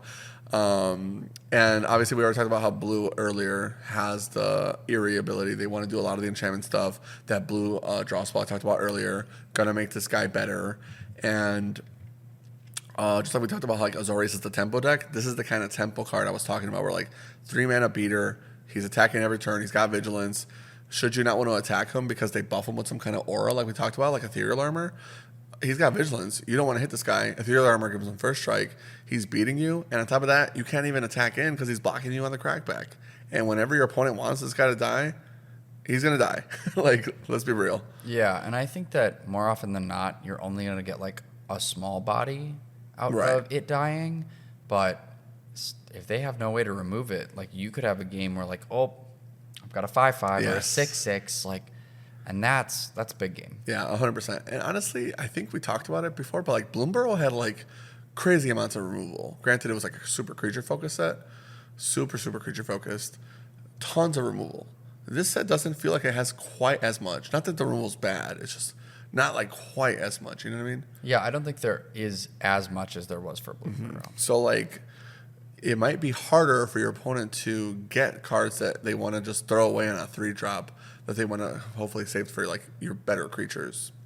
Yeah, it feels like because, again, high power, low toughness, that creatures want to die, and so maybe they're hoping for the gameplay that they're going to die in combat. Right. And you don't mind this guy dying in combat if you're going to get the other creature out of it. Exactly, yeah, 100%. Next one we have is Stay Hidden, Stay Silent. Artwork looks awesome on this card, and we talked about it before with like Claustrophobia. 1 and a blue, Enchantment Aura. Enchant creature when Stay Hidden, Stay Silent enters. Tap enchanted creature. Enchanted creature doesn't untap during its controller's untapped stuff. You can pay 4 blue, shuffle enchanted creature into its owner's library, then Manifest Dread. Ooh, that's not bad. I was hoping that they would bounce it back to your hand, but Manifest Dread is still kind of pog. It's like, okay, this guy's got to go. I also need a body. Yeah, you can shuffle one of your creatures, opponent's creatures that may have like just on the battlefield effects. Yeah.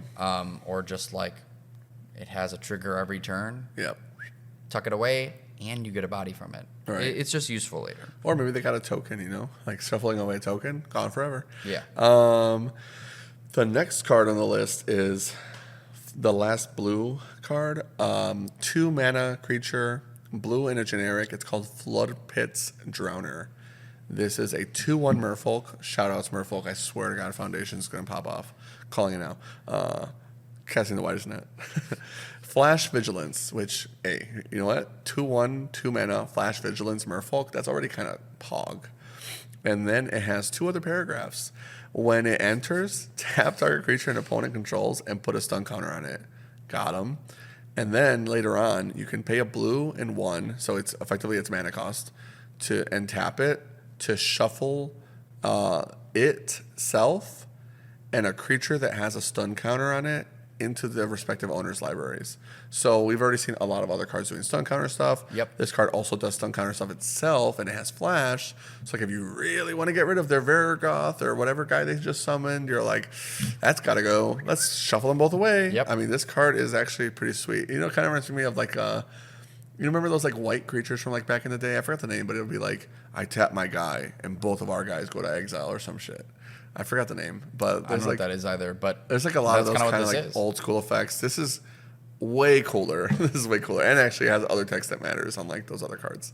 Yep. This is sweet. I like this card a lot. I like it too. Excited that it's a merfolk. Let's get some tribal stuff going. Go ahead with the next card. We're getting into the red. Yeah, so this one is Clockwork Percussionist. And to get on a quick tangent, were you ever a fan of Jim Carrey's The Grinch? I don't know. Like the live-action Grinch That Stole Christmas movie? Anyway, the reference being is like in the movie, there's like this giant animatronic monkey, and he's like, play monkey, play, play, play. Okay, and I've seen the clip. I've never seen the movie. But that's what this Clockwork Monkey is. Yeah, Clockwork yeah. Percussionist. It's an artifact monkey toy, red. So that's what came into my brain when I read this card. Haste. When Clockwork Percussionist dies, exile the top card of your library. You may play it until end of your next turn. And it's a 1/1. So it's a 1/1 for 1 with haste. When it dies, you can get the top card of your library. Yeah. What's great is that, right, for aggressive decks, you have a 1/1 with haste that then has, like, if it dies, cool, I can try and get another card to, like, keep the gas flowing. Sure. But on top of that, red-black sacrifice decks want this too because it's an artifact. 100%. Because it gets me more cards. It kind of feels like I forget the egg-looking card from Neon Dynasty, the synthesizer. Oh, experimental synthesizer. Yes, Yes. this gives I was me- going to compare it to that as well. I'm glad you mentioned it. experimental, man, talking is hard today. Experimental synthesizer, but it's also a body, which is nice. Right. Like a body immediately. Yeah, 100%. And honestly, just like those kind of effects, I love Exile to Draw. Exile to Draw effects are so cool.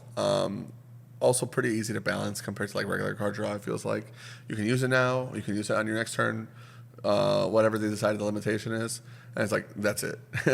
The next card is Ragged Playmate, and honestly, this is one of those cards that I keep talking about. Like, there's so many dolls in the set, so many like caricatures of like the children's toy becoming a scary monster, which is honestly really cool. I was actually making the joke, speaking of which, earlier, where I talked about it at F&M, I think, but I was like, isn't it funny that like there's probably a non-zero number of adults that like brought their daughter or their kid who's like really young to like Duskmourn Prerelease, and they were super into like the animals and the critters, like, oh, this is so cute and cool, and I want to play Magic, like father-son, father-daughter bonding moment, or a mom and her kid, and they're playing Magic the Gathering, like Duskmourn is so freaking cute, like the moms that come in here are I'll have Pokemoms that see Duskmourn and they're like, what? This is precious. I'm like, yeah, I mean, I got some the tokens of like the creatures. I'm like, here's the baby version, and they freak out, right? And now they're gonna come to pre-release 2 months older and see like Annabelle and like the piggy bank card, like freaking crazy artworks, and just like, what is going on? You know what I mean? Like, some of these kids are gonna go home with nightmares. Yeah, they're gonna be afraid of the thing under the bed now. And they're literally gonna go home with nightmares if they play pre-release. And horrors. Ragged Playmate, 2 mana spell. It's a generic and 1 red for an artifact creature, which there's quite a few of these artifact creatures, so keep an eye out for those. It's a toy. It's a 2/2. 1 mana and tap. Target creature with power 2 or less can't block this turn. This creature, I think I see where Frank's coming from, because it's like 2 mana 2/2 artifact creature, so it does a lot of what you already just want. As far as the not blocking thing, I'm kind of nervous that because so many creatures have such high powers, this gets rid of the chump blocker, which is effectively what you want, right? Yeah, my thought for this was like the Boros decks have small creatures that are getting in and giving the unblockable. But then on top of that, there was another card that I specifically had in mind when I picked this one, and that card isn't mentioned here, but it's called Vicious Clown. It's a 3 mana human clown, 2/3. Whenever another creature you control enters with power 2 or less, Vicious Clown gets +2/0 until end of turn. So what you can do is you can go, I'm going to give Vicious Clown cannot be blocked. Cool. Now I play a power 2 or less. Now it's bigger. Okay, now it I can't be misread blocked. this card. Target creature you control can't be blocked. Cannot be blocked. I thought this was making your opponent's creatures not able to block. Oh, no. I totally misread that. Yes, this card is cracked. My bad. Sorry about that. It's yes, okay. 100%. And then you pump after, which is all. It's not even like a new theme. We've done this before. Make guy unblockable, ethereal armor. Got him.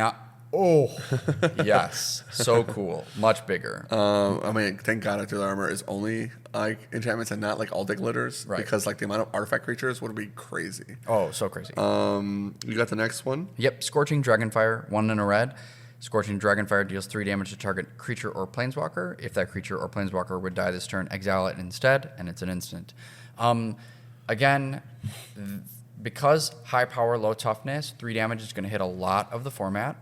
And on top of it, again, exile is big game when we have reanimator stuff. Yeah. So exiling is so much more important here than we can't emphasize it enough. If you can do the exiling thing, you really want it in this set. Yeah, 100%. The next card, getting into the uncommons for red, is Untimely Malfunction. It's a red and 1 generic 2-drop. Instant modal spell. Choose one of the following. Destroy target artifact. Change the target of a spell or ability with a single target. One or two target creatures can't block this turn. I think this card is messed up, by the way. The amount of people that have shown me this card from constructed players, even like people that play like Modern or Legacy, like, oh, misdirection. Misdirection. It's back. 2 mana also. And it's like, so like this is like, I think this card is very good. So, right, I thought that for limited people were going to flame me for this, and so I was like about to defend this card to the death. But specifically because, right, it's very modal. Destroy target artifact is going to hit a lot of creatures in like other red decks. Yep. Change the target of a spell or ability with a single target. This makes me think of the next card I'm going to talk about, which is Fear of Burning Alive. 4 red, enchantment creature, Nightmare. When Fear of Burning Alive enters, it deals 4 damage to each opponent. Delirium. Whenever a source you control deals non-combat damage to an opponent, if there are 4 or more card types among cards in your graveyard, Fear of Burning Alive deals that amount of damage to target creature that player controls. So it can go 4 upstairs and 4 to a creature. But my thought is some of like red-black and sacrifice has a little bit of you still wanting to reanimate stuff, like even in red-black. And so my thought was if someone did a spell or ability that is reanimating a creature in their graveyard, and then you play this and then reanimate Fear of Burning Alive, that's hot. True. Just keep in mind that the target redirected has to be a legal target. So I think that said only opponents. Change the target of... No, you're Fear of Burning Alive. Right. What was the ability? When Fear of Burning Alive enters, it deals 4 damage to each opponent. Each opponent. Yeah, that's not targeting. Oh, right. But I'm talking about like if black player goes, I would like to target reanimate this card, and you go no, and I'm going to reanimate Fear of Burning Alive instead. Well, wouldn't I guess that makes sense Because if it's an actual reanimate. Yeah, because but that means they're reanimating your guy. But it's changing the target. So that wouldn't be how that works. If they can reanimate, they would just take your guy. Dang. But also, most of the standard reanimates are always like you control. It's so cringe. Never mind. Give me actual reanimate. That's not as crazy as I thought it would be. But I mean, it's still crazy because, like what Frank mentioned earlier, there's so many targeted removal exile effects. This is what this is for. Sack my guy, exile your best guy. Nope, wrong. Your best guy. Like that's good. On top of the fact that you're playing this in Boros aggro, where like 9 times out of 10, this is like those guys can't block, I win. Yeah. Well, or on top of it, right? Even in a minimum, even if you're not getting the exile your guy instead, you can still, which I did think about that too. I was just thinking of this crazy fever dream. Yeah. But on top of it, like say they want to reanimate the really big creature, can't you just have them reanimate a smaller creature instead? Exactly. Yeah, like exactly. Reanimate your do nothing or like instead. something that's terrible, you know, like a 1/1. Yeah, you got it, buddy. Yeah. That is a big deal. And that will matter in some gameplays. Exactly. And like you said, incidental artifact removal on a card you would play already is like just value. Did you get... You got Fear of Burning Lives, so Irrelevant Gremlin. Or is it Goblin or Gremlin? It's Gremlin. I wrote it wrong. Okay, cool. I'm just making sure I got the right card. Irreverent Gremlin, first of all. Amazing artwork, by the way. One red and a generic mana for a 2/2 Gremlin Menace. Whenever another creature you control with power 2 or less enters, you may discard a card. If you do, draw a card. This only triggers once each turn. I don't think we have to emphasize how good card draw is. Also, the fact that you want to be discarding in this set. And the Boros deck, all the creatures seem to have like power 2 or less, unless they're just a really good creature. Yep. And so it's like your creature's either insanely strong or triggering your abilities. And it's a menace on turn 2? Yes, menace on turn 2. That's usually like a keyword for 3 mana spells. Right, exactly. And these are the kind of guys where like this guy, and then you give it +3 and you manifest with that one spell. You're like hit for 5. Or you put Ethereal Armor on him because I'm going to keep bringing up Ethereal Armor. Boros aggro could like be kind of cracked. Like it's almost like when do you remember Cowl Time when you'd get those guys that had Boast and you just like let them start hitting you and you're like, oh, I lost. It's like no, only because I wasn't playing during Cowl. Oh, okay, fair enough. But like the Boast ability was like when I'm attacking, my guy can do a spell. And if you ever let them start boasting and just get ahead of you, you were just like permanently behind. You had to like kill the guy right away. And they even got played in Pioneer for a little bit before they got pushed out. But yeah, those kind of cards, that's pretty cool. The last thing on your list here was just the signpost stuff for my multicolor. Did you want to talk about anything specific? No, I didn't want to talk about anything specific for this because I know that we see this every episode and we do like sometimes point out cards that are kind of cracked. But the commons and like uncommons in the multicolor stuff is like the thing that archetype wants to do. So just like if you see some of those, like I mean like the red black one that I saw was like super crazy sweet. But yeah, all I wanted to say was like pay attention to those cards because they are doing the thing that deck wants to do. Yeah. So every color archetype, it's uncommons are like, yeah, archetype do this, I do that too. Yeah. That's pretty cool. Did you want to jump into your honorable mentions? Yes. So first one is Fear of Abduction. This is 4 white, enchantment creature Nightmare. As an additional cost to cast this spell, exile a creature you control. Flying. When Fear of Abduction enters, exile target creature an opponent controls. When Fear of Abduction leaves the battlefield, put each card exiled with it into its owner's hand. So, a few things. And it's a 5/5 with flying. There are a few things with this card. One being, it's an enchantment creature. 2, if you reanimate this, you can just exile your opponent's stuff and you don't have to like do the bonus thing of exiling a creature you have. 3, there are stuns and tap down effects. Like the blue 2-drop enchantment that we talked about earlier. You can nab your own guy to then bring it back to safety if this card does die. Yeah. So there are a lot of instances where like this card is going to be like good. Yeah, for sure. The next one you had on your honorable mentions, you said, what the F for? So I'm assuming it's very good. Green and 1 generic for a 2-drop sorcery. As an additional cost to cast this spell, choose a creature you control or reveal a creature from your hand. Oh, that's cool. Monstrous Emergence deals damage equal to the power of the creature you chose or the card you reveal to target creature. Oh man, that's like better than fight. Right. My thought was or better than bite, rather. Right. There's so many really big cards that you're wanting to reanimate in this set. You're just like, cool, reveal it. Your thing is like, it's killing everything. Yeah. I mean, the 5/4 with trample we talked about. I reveal this 5 damage to your guy. GG. Yeah, that's pretty crazy. It's not to mention if you got like some crazy rare or mythic that has like 8 or 9 power. Some of these guys have some crazy power. What's the last card that you have for your honorable mentions? Yeah, so I'm going to do this for later, but now I remember why I leave them in the section, because based off the card names, I have no idea what color. I know, I was like, Monstrous Emergent must be green. Yeah, good for you for having that kind of memory, but I'm like, I don't remember what this is. Okay, Optimistic Scavenger, 1 white, Human Scout. 1/1 Eerie. When an enchantment you control enters, and whenever you fully unlock a room, put a 1/1 counter on target creature. Yeah. The blue-white tempo deck is going to go crazy over this. Yeah, This yeah. is a kill-on-sight card because For you're sure. like, cool. Every time an enchantment enters, every time I unlock a room, which is everything That's like that their blue- champion of the parish. That's like, yes, everything that blue-white wants to do is like, counters, and it's not even on itself. It's put it on anything. Yeah, you could just that's spread it to crazy. your team. Again, there are. I said this before. Maybe that's a card that could make Boggles playable in Pioneer.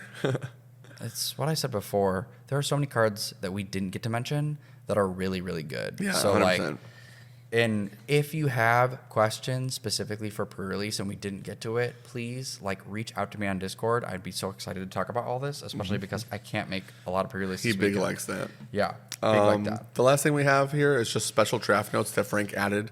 These are just mostly just reminders, but stuff to pay attention to for when you're drafting. It's kind of It's like not going to affect you during pre-release. no, it won't affect you during pre-release, but it's more of like, hey, these are some of the synergy pieces and some of the things that people will be doing in gameplay, and so it's my way of like helping you think about like how these cards are going to interact ahead of time. So first, the cycling cards. We have the set of creatures again that are big, and you pay 2 mana to go cycle and get a card that you want. Well, Yeah. 1, great for fixing. Yeah. 2, really great reanimator targets. Yes, 100%. So, when thinking of like, oh, why would I put the cycling card in my deck? Those 2 reasons. Yeah. We said this before. We said it a lot. I'm actually not going to like go dive into it anymore. Exiling matters because there's a lot of reanimating. A lot. Exile stuff. Do it. Next, survival is probably not necessarily a build around. And this is what I was going to disagree with Stan about probably, is that I think there's probably not like a, oh man, I like all my stuff is doing survival things. But Yeah. it's more of like, if like the good survival cards will be good and the bad Yes. survival cards are bad, it's just like an extra bonus on some of these cards. So when evaluating them, just think like, is this card good if I don't get the survival? Well, maybe then I don't want to play it. Yeah. Think of it. I think you should think of it as like a raid trigger.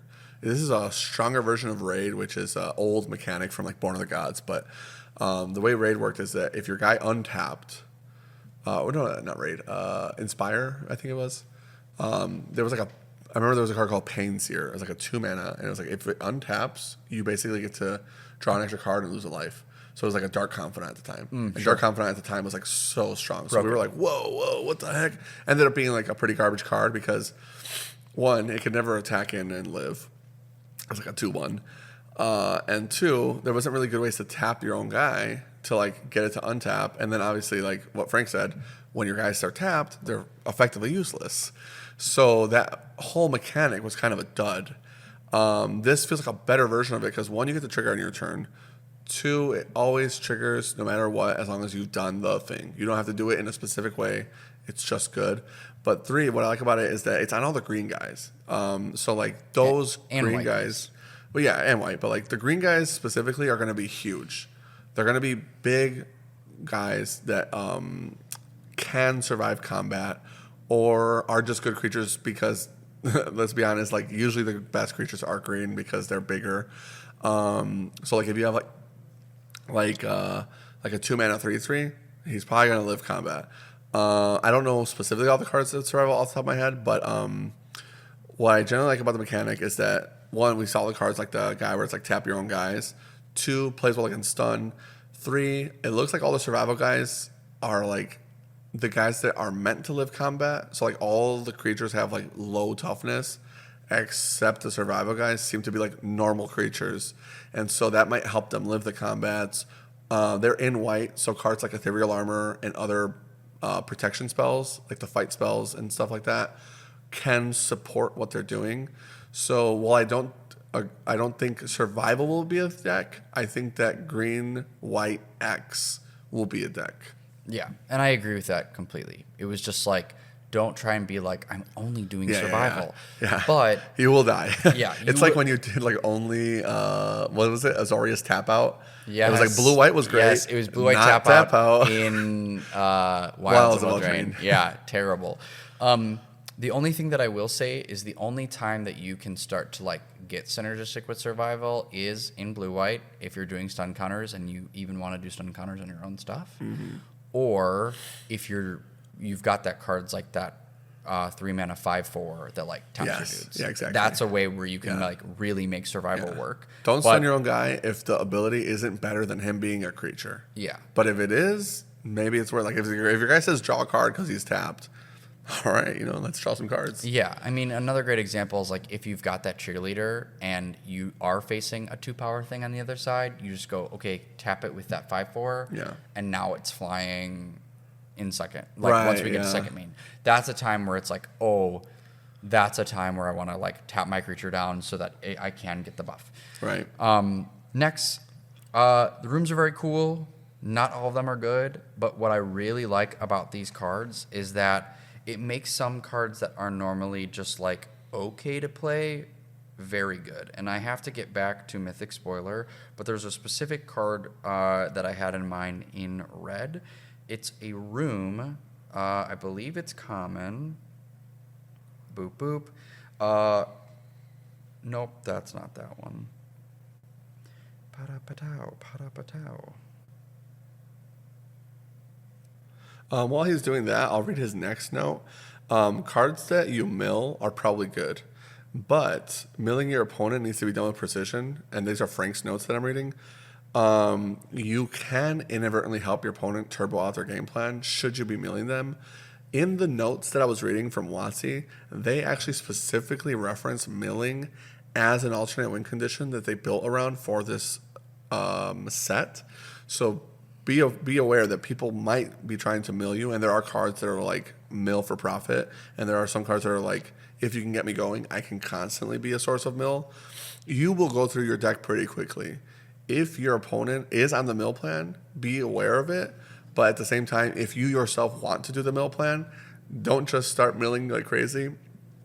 Set yourself up first, and then kind of want to surprise them with it, is what I've seen so far from the set. Yeah, because my thought exactly when I was thinking and I wrote this note, there's that new crab that like gives me the vibes of Modern Mill. Yes. You know what I'm talking about? Yep. Where it looks kind of scary.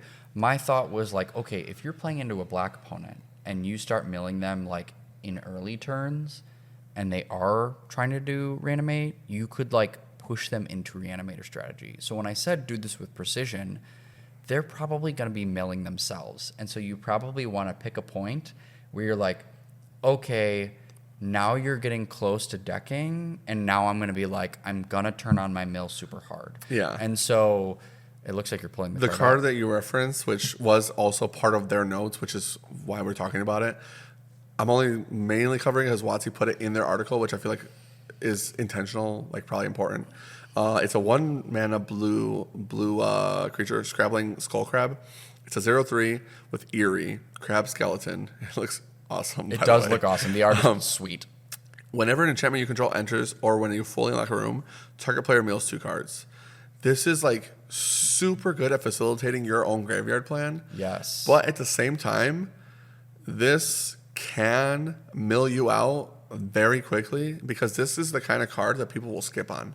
So if you end up with like 4 of them in your deck because you're actually going for that plan, you can genuinely build a legitimate mill deck. If you have just 2 of these guys in play, you can mill your opponent out pretty quickly. There are quite a bit of enchantments in the set.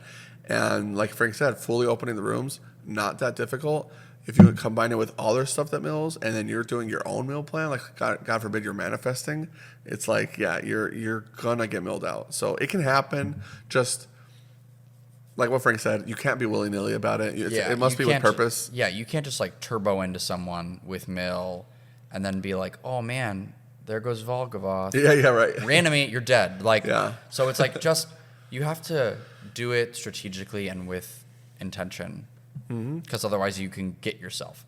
At the very least, in your colors, you have good stun effects. So like stunning demons is not a bad way to make them not do anything until you mill them out. Yeah. Getting back to that point about the rooms, I found the card. It's Glassworks and Shattered Yard. 2 in a red. When you unlock this door, this room deals 4 damage to target creature an opponent controls. And then Shattered Yard, at the beginning of your end step, this room deals 1 damage to each opponent. So right? There are sometimes when you're playing in red, you're like, 3 mana deal 4 is like kind of expensive for my aggro plan, but I need it because I need to get through big blockers, right? So sometimes that card feels rough, but if you get to do, okay, remove your creature, they're still living, now I can pay this extra mana and get this Roiling Vortex effect. Yeah. That's only bad for you. Yeah. It makes, again, point being, some cards in Magic that you're like, oh, I can't have too many of these, but like not just I tapped like this late and it feels like crap. Right. Sort of a thing. And so... Yeah, I definitely agree. With this card specifically, it's like, it's a Flame Slash, 3 mana Flame Slash. It's probably just outside of being good for draft, but the fact that you're tying it to like, what is it, 5 mana to flip the second side, or 4 mana? How much is the second part of the room? 5. It's like a 5 mana effect in a Boros deck when you're like, oh, I'm out of stuff to do. Okay, I can at least pay into this effect. Usually, if you've dumped your whole hand out profitably, you got your opponent probably like a pretty short life total. If they're at 2 life and maybe you can't attack into them anymore, but you have chump blockers, or maybe you're at 20 and they're at 2 because you're Boros and they're playing like Dimir. Activating this room and being like, can you kill me in like however many turns they have left, that could actually be like high impact. You're like, oh, you're at 3 life, you have 3 turns to kill me, and if I top deck anything that does damage, you're done. I totally agree. It makes like what would have been a bad card a pretty good, like, man, 1 or 2 of these I don't feel bad about. Yeah. Also, we didn't mention it with that crab earlier, but it also made me think, like, if I'm sometimes, and if an opponent is playing it incorrectly and I'm playing Delirium and they mill me and I'm like, thanks for Delirium, buddy. Like I'm certain that will happen at some point. Oh, for sure. Getting on to the next thing is Manifest Dread. I think the mechanic Manifest Dread is like really, really awesome, but I don't know how good Simic Manifest Dread is going to be. Oh, for sure. When I saw that the color combo was Simic, I was like, well, you sure about that? Yeah, you sure about that? You sure? Anyway, not to get into I think you should leave, but here's my thought around this. If we're in right in Bloomborough, there was this, and I was flaming Gabe for this week at draft. Why would you play red and like Boros creatures and grow them to be big when you can just play green creatures and they're already big? Yeah. And my thought was like, right, some of this Manifest Dread stuff in Simic is like you're getting growth and making your creatures bigger when you Manifest Dread. Yeah. Why would I do that when I can just reanimate something really big in black? Yeah, true. And so I don't know if this is the case, but I'm worried that in Simic it just could be too slow. If you're doing just the Manifest Dread thing, I don't think that is a build around. However, if you're going to play Sultai, Delirium, Reanimate, and you have these Manifest Dread cards, now that is really cooking. I was going to bring up the same thing that you talked about. To me, the whole time it felt like a Sultai deck. Yeah, and so I think that if you're using Manifest Dread as synergy for some of the other stuff within the format, great. I don't think you can have a blue-green, I just Manifest Dread, and it's going to be like awesome, like S tier. It might happen that your main colors are green-blue, but what you're actually building is a Golgari deck that has blue in it, and that's probably what it'll be that end up being the better archetype. I definitely agree, because black is the one that wants the surveilling the most. Manifest Dread, were it in black, I would say is insane. So like Sultai specifically, you're drafting the 3-color deck, that might be like the way to go. And then like now you're enabling your reanimate types of effects. I mean, theoretically, the dual color lands are commons, so like it's possible you splash 2 colors. I'm not saying you should go for that, but like if you're like, oh, I'm playing the Sultai deck and I just found this like Orzhov guy that like reanimates my guys, that might be something you go for. Yeah, 100% agree. Especially if it's the mana fixing. Yeah, 100% agree. I've said this a million times. I'll say it again. We didn't get to everything. There are a lot of other good cards in the set. please go and look at spoilers ahead of time. If you have questions about it, hit us up on Discord. If you want to talk about Constructed, we definitely have thoughts, but like we said, we don't have enough time, and we want to make this episode as short as possible. It's almost 2 hours at this point, so we're going to try to wrap it up. What Frank said, hit the Discord, hit us up, join. There's a channel for each format. You can talk about limited, we can talk about standard, whatever you want. Is the redirect or the new red redirect legacy playable for like prison or whatever? Let me know. What do you think, Jared? Alex Luke was really hyped about it. Want to get into shout outs, or did you have anything else to add? Just a few things. One, remember the tap lands. They're going to be great. And it's going to make splashing really awesome. There's a lot of small butts.